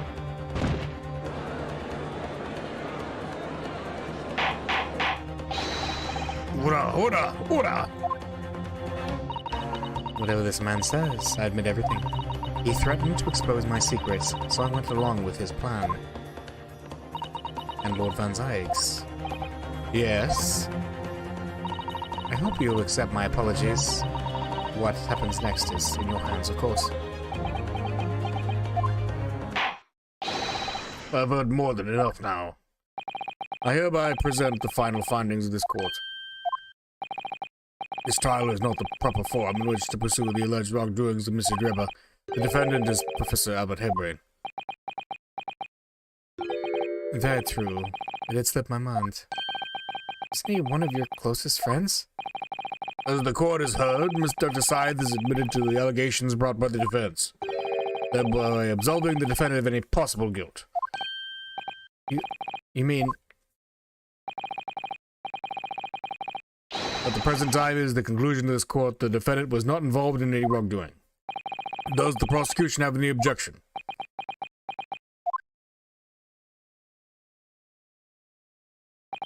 None, my lord.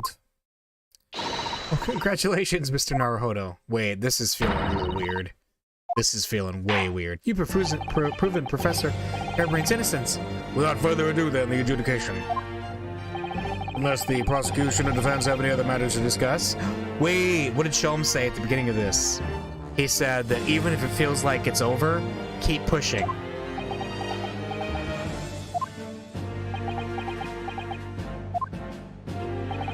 I don't know. This doesn't feel quite right. Why did Dr. Scythe suddenly admit to it like that? Is everything alright, Mr. Naruhodo? Like you said before, the way the trial is set to end now, the judge will certainly deliver a verdict of not guilty. But is that really what we want? What the defense should be pushing for now is... well... No. Sholmes said further testimony. Objection! The defense objects to the trial ending at this time, my lord. I beg your pardon? We demand on final testimony. What? You do realize I'm about to adjudicate in favor of your client, I presume? What are you playing at now, my Nipponese friend? Why would you want to obstruct the conclusion of the trial at this point? No defense lawyer in his right mind would do that. Mr. Naruhodo, what exactly are you thinking? The truth. The whole truth. And a way to bring it all out into the open. Wait. Yes, in hindsight. We're gonna remember what Sholmes said? Yep. Ah yes, one word of warning before I go. If in the course of the trial this afternoon you perceive even a shadow of doubt about the truth, don't let it out of your sight. Pursue it like a dog with a bone. To the bitter end, you understand. Do not falter, whatever may come to pass. What does Sholmes know that we don't? I'm sure Mr. Sholmes knew. Yeah, that's what he must have deduced that this would happen. Yes, I'm here in court to advocate for my client and to secure an acquittal. Obviously. But that's not all. I believe that I have a duty to the court to pursue the whole truth of this case until every last detail is laid bare. And that is why the defense calls for further testimony from Dr. Scythe. Testimony from me? But what? About the nature of your collaboration with Mr. Enoch Drebber. In case this escaped your attention, I've already admitted to everything I did. Full truth has already been revealed, so stop wasting everyone's time. As his lordship made very plain, your client will get the acquittal you wanted for him. There's simply no point protracting this business further with another tedious cross-examination. Objection! Oh, breaking the bottle in our favor. Pray forgive my careless handling of that hollow bottle. I slipped. That's what you call it? What is your objection, Lord Van Sykes? The prosecution also calls for supplementary testimony from the witness. Don't be stupid! If there is more to this case than has yet come to light, then I will join my learned friend in pursuing the facts until the bitter end. You'll what? Lord Van Sykes. This is most irregular, to say the least. But however, as the prosecution also calls for it, I will uphold the request. Dr. Scythe, you will testify for the court, explaining the full extent of your involvement in the murder. committed by Mr. Drebber. Very well. Oh my gosh, this is getting crazy.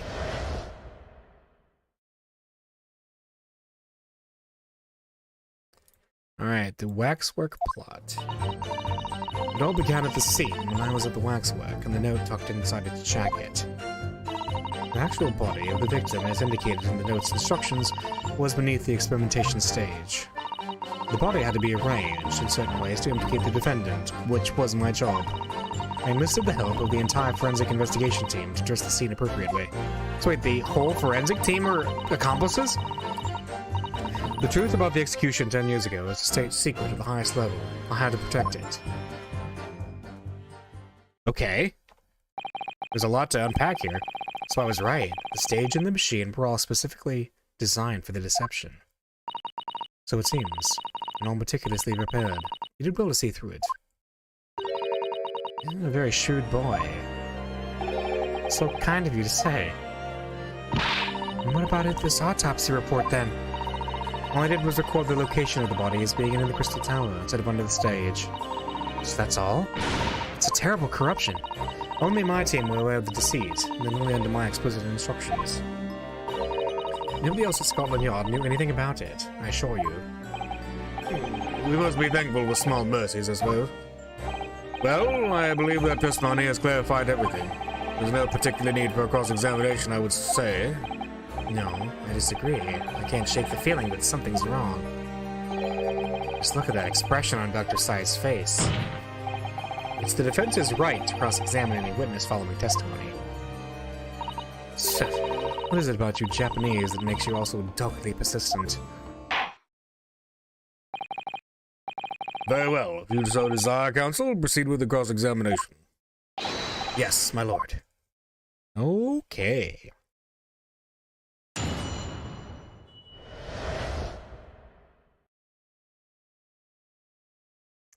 Alright, the waxwork plot. It all began at the scene when I saw the waxwork and the note tucked inside a check. Hold it! From what you described before, it sounds like the note was anonymous. Did you have any idea of who was behind it? There were very few people in the know about what really happened 10 years ago to start with. But anyway, I've never heard of this engineer. Dunno, I had no idea. Yet despite not knowing who was behind the plan, you went along with it? I had no choice. Protecting the professor's secret was my only concern. But the horse has bolted now. The stable door will never shut again. Scotland Yard's reputation will be immeasurably damaged as a result of all this. Yes, thank you, Lord Van Zykes. I'm well aware of that. So, as I understand it, what you found in the birdcage was the waxwork model, and then was the victim's body.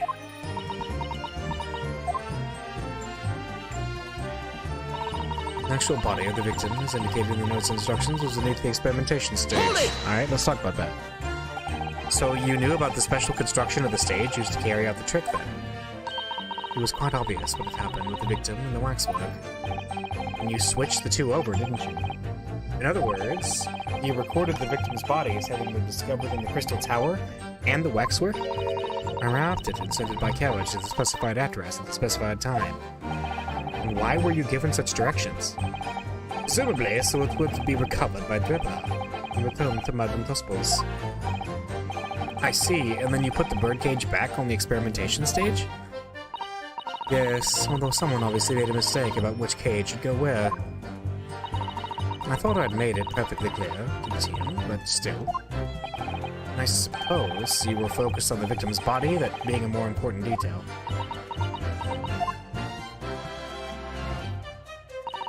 The body had to be arranged in certain ways to implicate the defendant, which was my job. Hold it! When you say arranged, I presume you mean with this? Yes, the instructions in the engineer's notes said something along the lines of fabricate some evidence to make it clear that the harebrained alone could have killed Asman.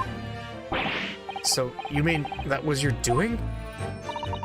I fetched Harebrain's ridiculous screwdriver from the stage. Took it with me, alone, to the abyss under the stage where the birdcage had fallen. Alone, Doctor?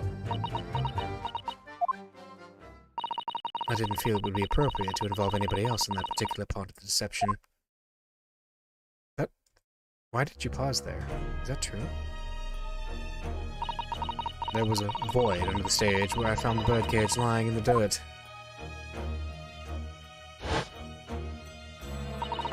I approached it, leaned down, and slowly opened it up.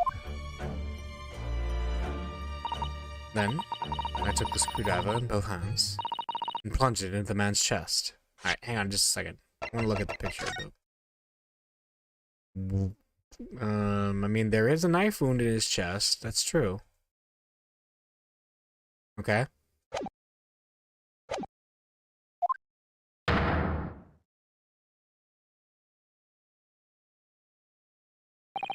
And then you noted that in your fake autopsy report as a fictitious cause of death.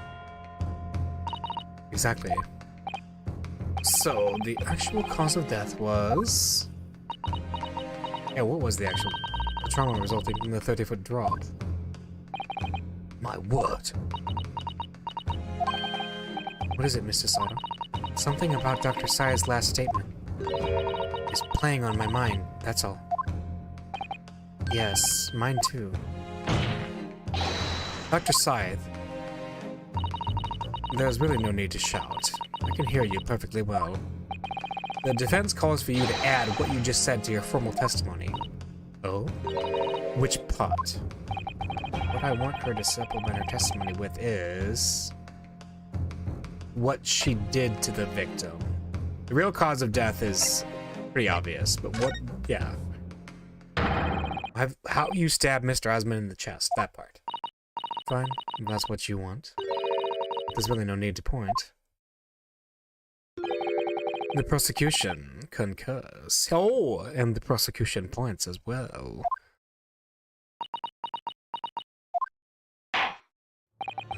Very well. You will supplement your testimony now, witness. If you wish, my lord. Okay. I stood over the victim's corpse, where it lay on the top of the cage, and plunged the screwdriver into the chest. Over the corpse where it lay in the cage, and plunged the screwdriver into the chest.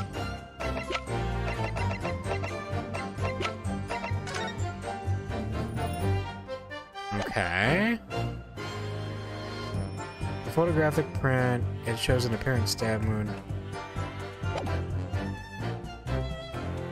Huh. Hold it! Let's get some more details here. So it was you who stabbed Basman with this? Yes. Far easier than dissection, I assure you. No precision required. What a welcome change. The victim died instantly from a snapped neck. All I did was carry out the instructions I'd been given. As unflinchingly as ever, no doubt. I imagine you didn't bat an eyelid when you drove the weapon into his body. There was no need to bat my eyelids. And what else did you do to twist the facts? Or mind the court, why don't you? You wish. Innocent help. Yeah, this one's weird. I want to know more about this. The entire team in perverting the course of justice? My team consists of the very best investigators there are, and demand loyalty from all members. We operate in a code of chivalry of sorts. You aid and abet a murderer, commit perjury, and dare to talk of chivalry? It was a matter of priorities. What? Nothing was more important than protecting the secret of the professor. My team did what was necessary without losing sight of the primary goal. I consider their conduct exemplary. Ugh. Don't concede the point, Mr. Naruhodo. You must let her win. I need a lawyer. I'll take that silence as tacit acceptance. Now, can we move on? The truth about the execution is a state secret of highest level. Alright. But at what cost? Faith in Scotland Yard's going to suffer a terrible blow as a result of this. And your precious secret is out now anyway. Yes, as you say. And I take full responsibility. Blow me down, Dr. Scythe! Surely there was some other way you could have protected the secret. No, there really wasn't. I've done my utmost, believe me. In many ways, I respect your determination. I nearly froze under that cold stare as she said that. I do believe she was being genuine, though, Mr. Naruhodo. So that's her story. She's admitted everything and revealed her full involvement in a crime. I do wonder if there really could be much more to it. Well, I don't know, but I just have a feeling. Do you, Mr. Naruhodo? The truth is, I find it strange too. How those two are reacting to this in completely opposite ways, I mean. Yes, exactly. For some reason, I feel sure they're still trying to hide something. Alright, what could it be? What could it be? Can I look at this again? Oh.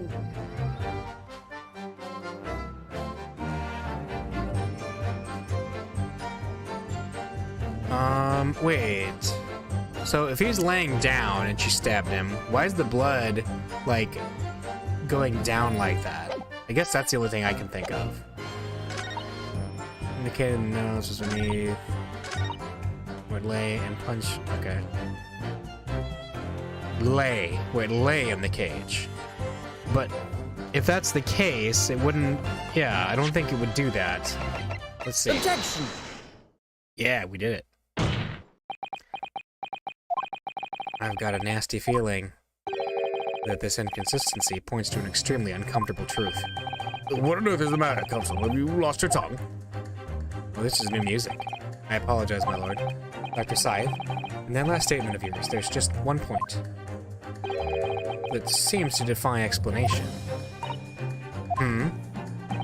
Out with it, my learned friend. There's an obvious inconsistency between your description and this photograph, which shows the victim in the birdcage following the events that led to his death. Objection! The court has already examined that photograph in depth. There's nothing new we can learn from it. Objection! Yes, we have already considered it. That's true. But we now know that the facts are different. What do you mean? I believe we should let the defense explain. Where in this photograph would we see the alleged inconsistency with the witness's statement? It's this, the blood trickling down. Look closely at the bloodstain on the victim's chest. It clearly extends in a downwards direction towards the man's feet. And why is that significant, Counsel? If the victim was stabbed moments before the kinesis machine was set in motion, that's entirely expected. Of course. No, that's not what happened, though. Exactly, my lord. Dr. Scythe made it very clear in her testimony just now that the point at which she stole Professor Hairbrain's screwdriver and stabbed the victim was after the grand deception was set in motion, when the birdcage had fallen below the stage out of sight. From the shape of it, it's clear that the birdcage would have fallen on its side after the 30-foot drop, and if the victim had really been stabbed whilst inside the birdcage in this position, the blood from the wound would have spread out equally in all directions. For it to have formed the longitudinal appearance we see in this picture is inconceivable. Given that the victim's blood seeped vertically downwards from the wound, it must be the case that when you stabbed Mr. Asman, he was standing up. Short, Dr. Scythe. Your latest testimony was a total fabrication. We made it up. Oh boy.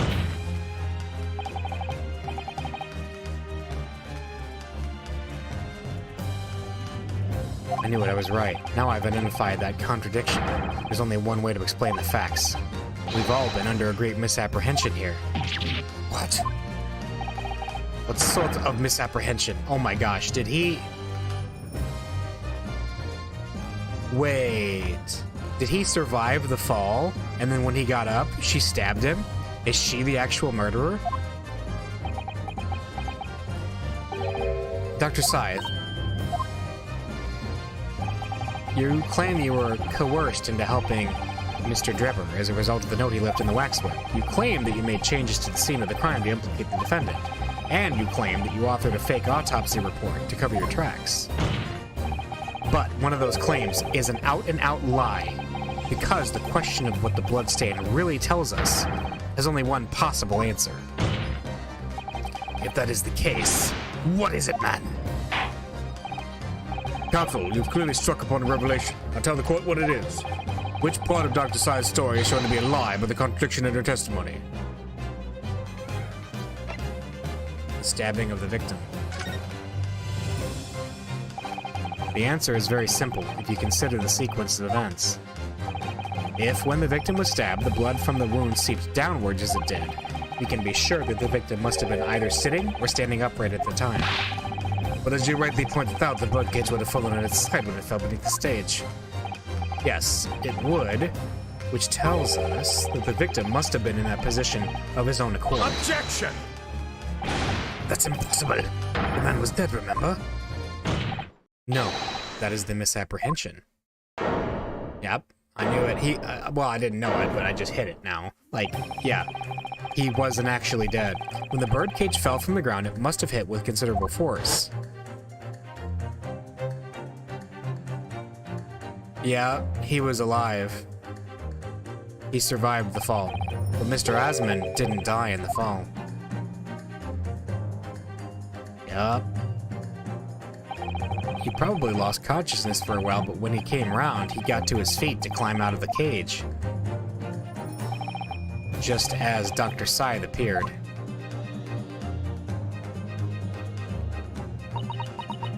Yup, you stabbed him, Ninja. The victim was in fact alive at that point in time. It changes everything. Yep. Because only she would know that. Only she would know that she stabbed him. That's why Drebber is... Yeah, Drebber just realized, didn't he?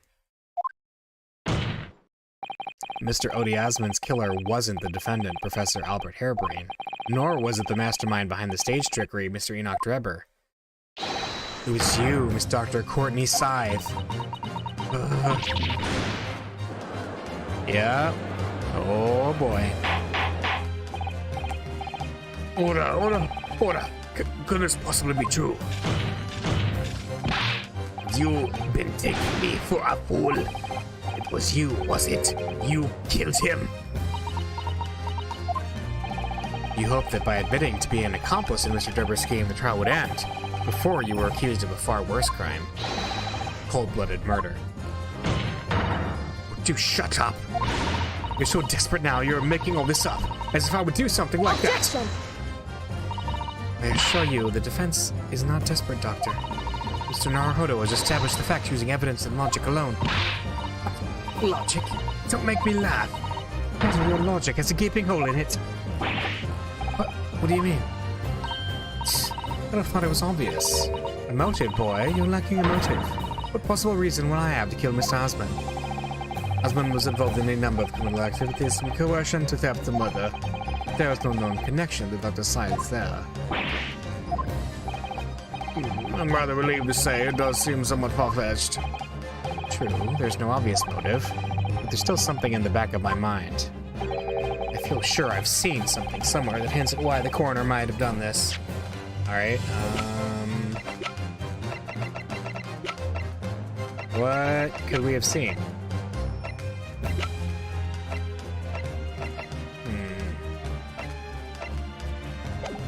Let's keep going, we'll save some. Yes, I might have had tampered with the crime scene, concocted a fake report, but murdering someone for no reason is a very different story. Objection! I mean, you just admitted you're willing to, like, make stuff up. No, when you question what possible reason you could have for wanting to kill Mr. Asman, something did come to mind. What? What was it, Counsel? Enlighten the court at once. Yes, we saw it yesterday, didn't we? Something that seemed strange, but we had no reason to suspect it at the time. There's a particular object that explains why Dr. Scythe would have wanted to kill Mr. Asman.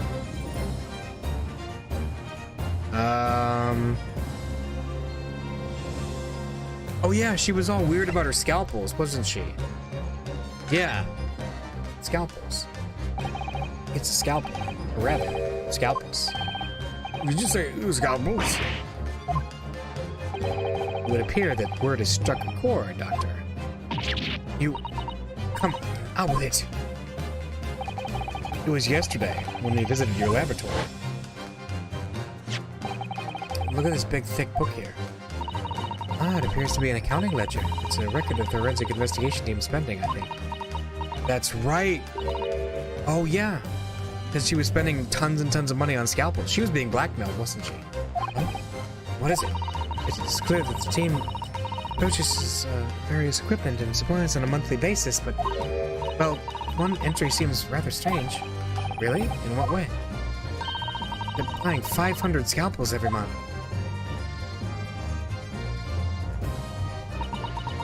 Yeah, that was actually blackmail money, wasn't it? 500 scalpels a month? At first, I wondered what on earth you could be using that money scalpels for. But actually, I realize now it's not the scalpels themselves that are significant. It's the money for them, disappearing every month from the department's accounts. Aspen's criminal organization relied heavily on extortion for its funding. Tracing the money from the forensic investigation team's account to find out where it was going would be extremely straightforward.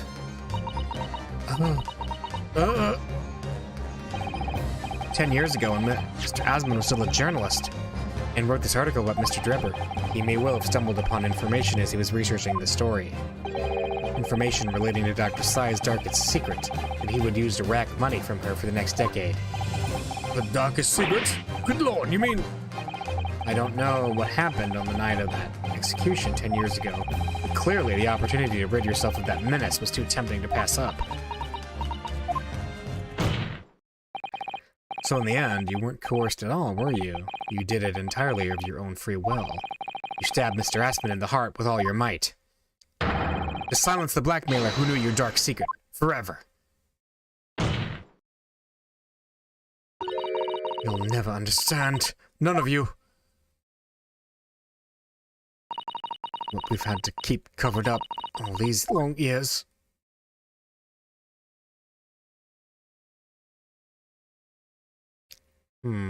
Wonder what it is. I also feel like there's going to be implications and consequences for this for Van Zykes.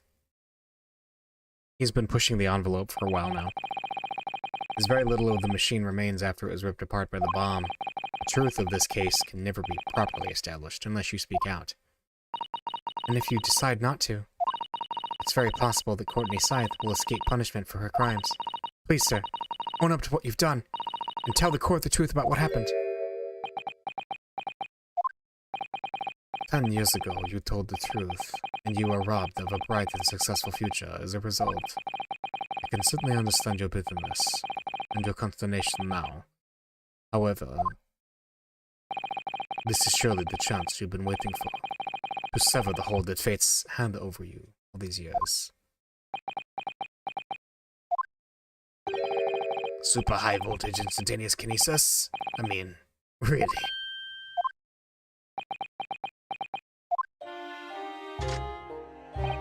It's the addle-brained mock scientists that are the worst, you know. They don't recognize the fact that they don't have talent. They can't even get that right. And so they end up chasing impossible dreams, having unbridled faith in their abilities. They go on and on about their wonderful hypotheses, their stupid eyes shining like a little child's. They make me sick. I can't abide their foolishness. Careful, Mr. Drebber. I was particularly pleased with the kinesis machine. It made for quite a show, didn't it? So you admit it? You admit that it was nothing more than a sham made for the purpose of killing the victim? Yes, I admit it. I did it all in the name of revenge. Revenge for the future that Mr. Asman's article had deprived you of 10 years earlier. But the revenge you sought didn't stop at Asman, did it? Which is where that very particular waxwork comes in. Yes, I see.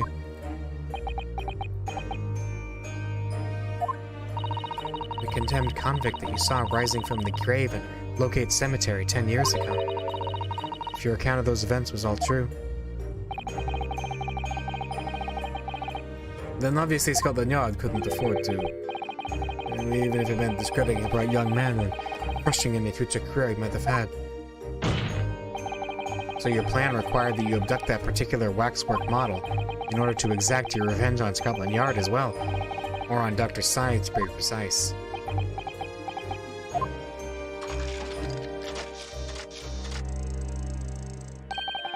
It was a year ago. By some extraordinary twist of fate, Aswan turned up at my workshop. He did not remember who I was, of course. He just wanted to employ my services as an engineer.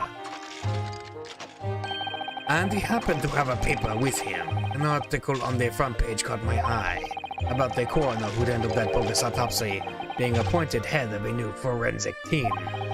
When I learned that news, my cognitive processes started to devise the plan. What a horrid tale. He robbed me of my future, so I wanted to use the man's own wiles against him for revenge. And have that rotten Scotland Yard eating out of my hand at the same time.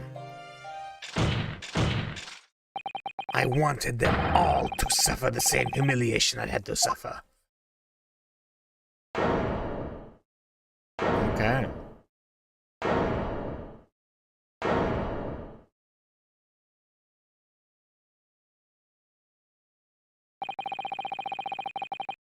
Your actions against those who'd ruined your future were justified as revenge, at least to yourself. Certainly, no one has the right to destroy another's prospects, especially for purely selfish gains. And yet, in carrying out your plan, you did exactly that to someone else, didn't you? Did I? Professor Harebrain's only crime was his passion for his hypothesis, but you had no compunction about sacrificing his future to effect your revenge. You knew that he would be forever branded a failure and a fraud.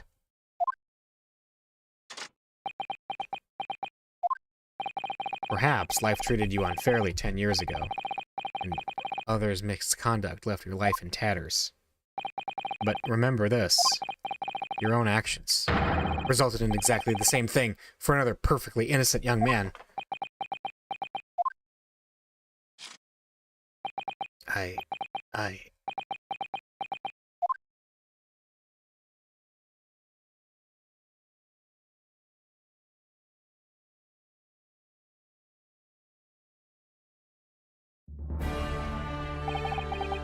Lord Van Zykes, what of Dr. Syed?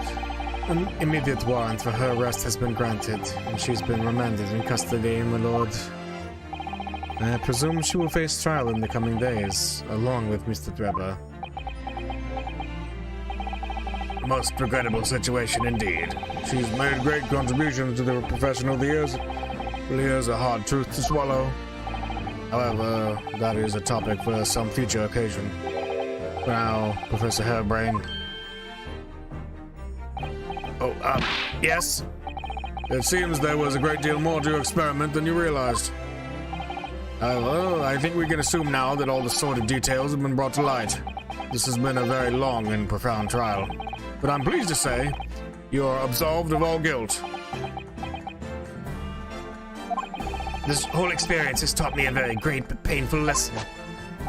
I've made me this dedicated scientist, this devotee of natural philosophy. I've been selfish and self-centered, and above all, a fool. Professor.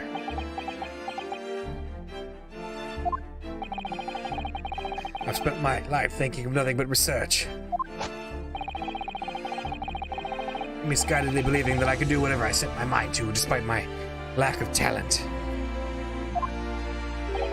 And the worst of it is, in the process I've caused others pain and misery. Others who are far greater people than I. No, Professor, that's not true.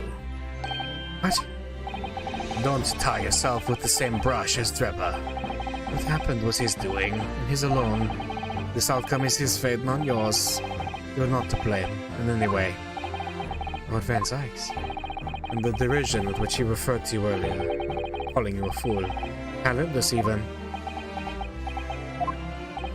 The man has no idea. To believe in yourself and to work your fingers to the bone to realize your dreams. That's laudable. Not laughable. No one has the right to deride another for such choices. Oh. Thank you, Barack. So, ladies and gentlemen of the jury, Yes, my lord. it is this court's expectation that you find the defendant not guilty of the charge of which he stands accused. I presume there are no objections. None from me, my lord. Certainly not. This trial has really made me think, but this is the right decision. It's all been proven methodically and rigorously. I have no misgivings, whatever. What's that? He's done, is he? It's all over? I don't know what's become of the yard these days. I don't recognize the place. Very well. In that case, I hereby pronounce the defendant not guilty.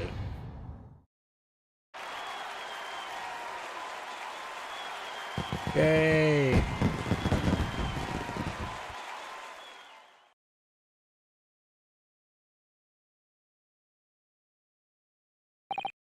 Court is adjourned. Yay! It's over. That was some trial.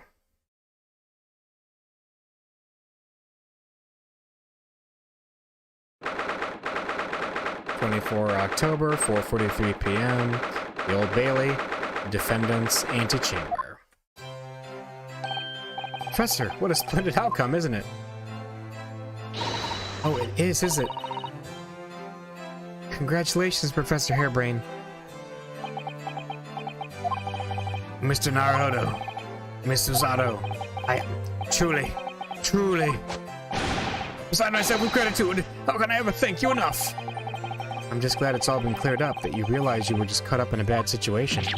Right now, you know, if I had that research grant money, I'd give the whole lot to you, every penny.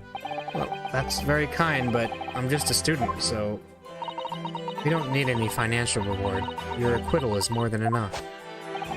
Oh dear. Oh, what can I do? Aha! How about this as a memento? The paper about my hypothesis is inside. Well, just as a memento then. Thank you. I've been wondering, Professor, what are you going to do now? Oh my, yes. What am I going to do? My hypothesis of my great machine lie in ruins. But still, it's been too long since I was last in London, so I want to enjoy some sightseeing. I must explore the Great Exhibition whilst I'm here too, and see if any new inspiration hits me. Oh yes, it's a wonderful idea. I can't allow that. Who said that? Oh. Lord Van Sykes, what are you doing in here? Barack! I'm sorry you had to go through that, Albert. Well, if I'm honest, it was terrifying. You were like a great demon behind your bench there, snarling down on your prey. You're one of the few true friends I have.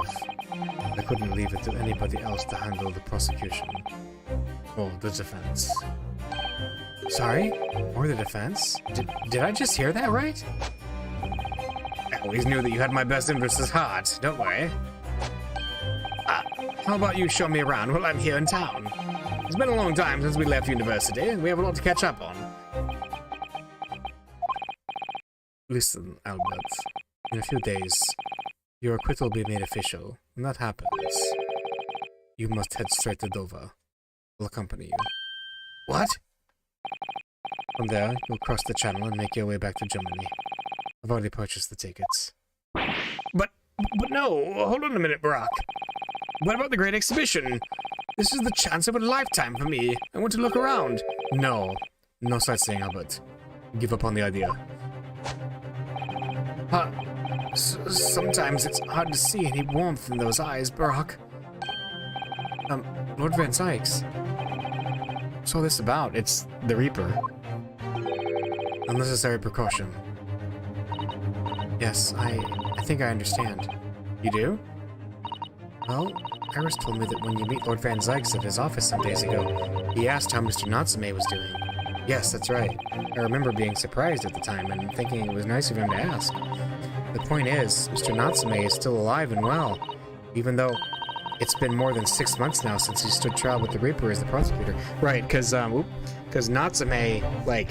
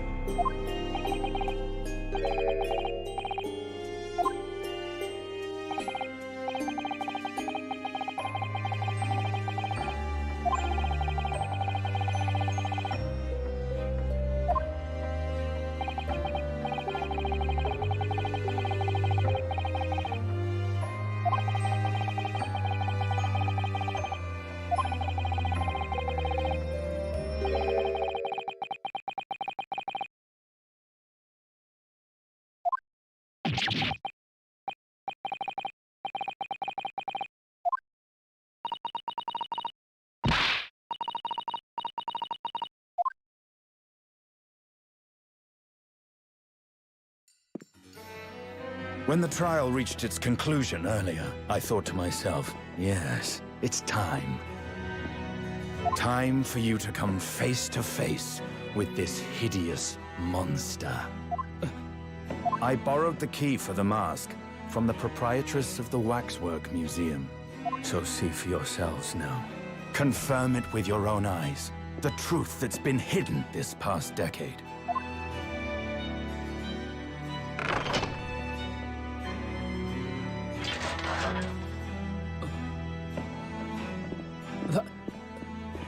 That's the professor? Yes, that's him. Until now, the thought never even crossed my mind that the mass murderer, whose crimes shook Britain as never before, was Japanese. Wait a minute. That face. I feel as though I've seen it somewhere. It's strangely familiar.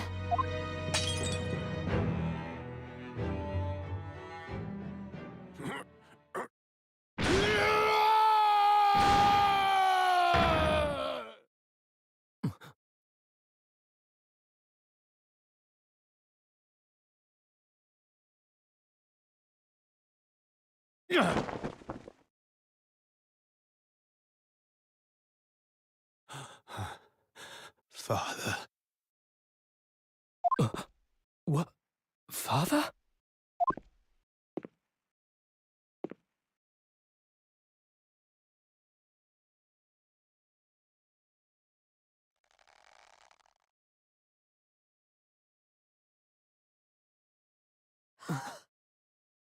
Kazuma!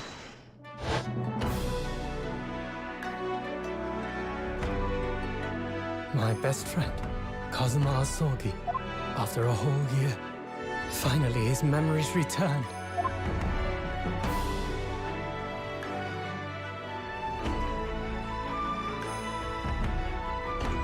As he stood there before me,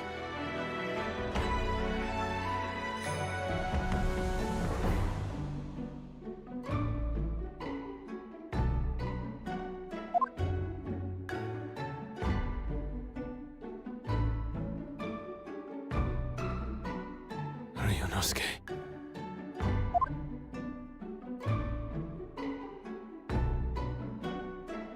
Hello again. My friend.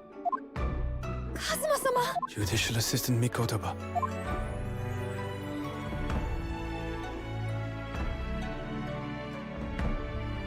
It's been a very long road. Thank you. Thank you for guiding my friend here when I could not. It was an honor.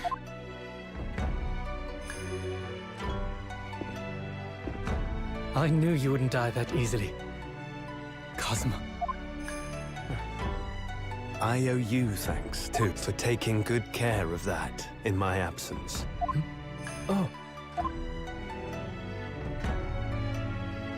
Karuma, the great blade of the Asogi clan, passed down through the generations. When we left Japan, this sword was at my friend's side. A Japanese man's katana is his soul, and he couldn't be parted from it. But then, when the incident happened, It was Susato-san's wish that I inherit the sword, and I've kept it with me ever since, along with my memories of the friendship we shared.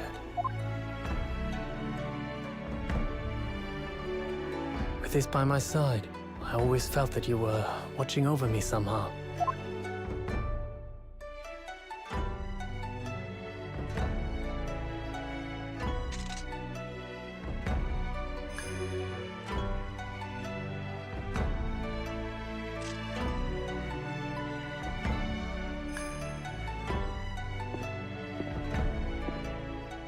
I've made it.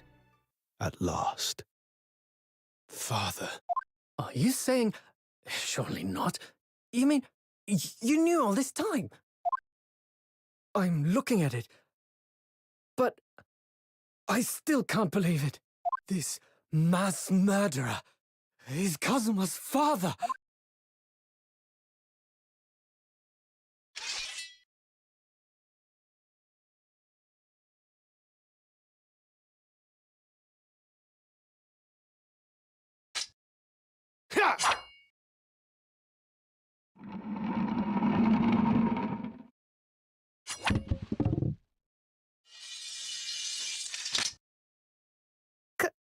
Kazuma-sama.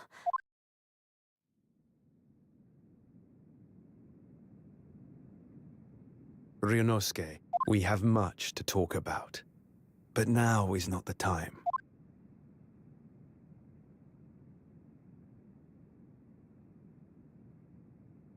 I'll be seeing you.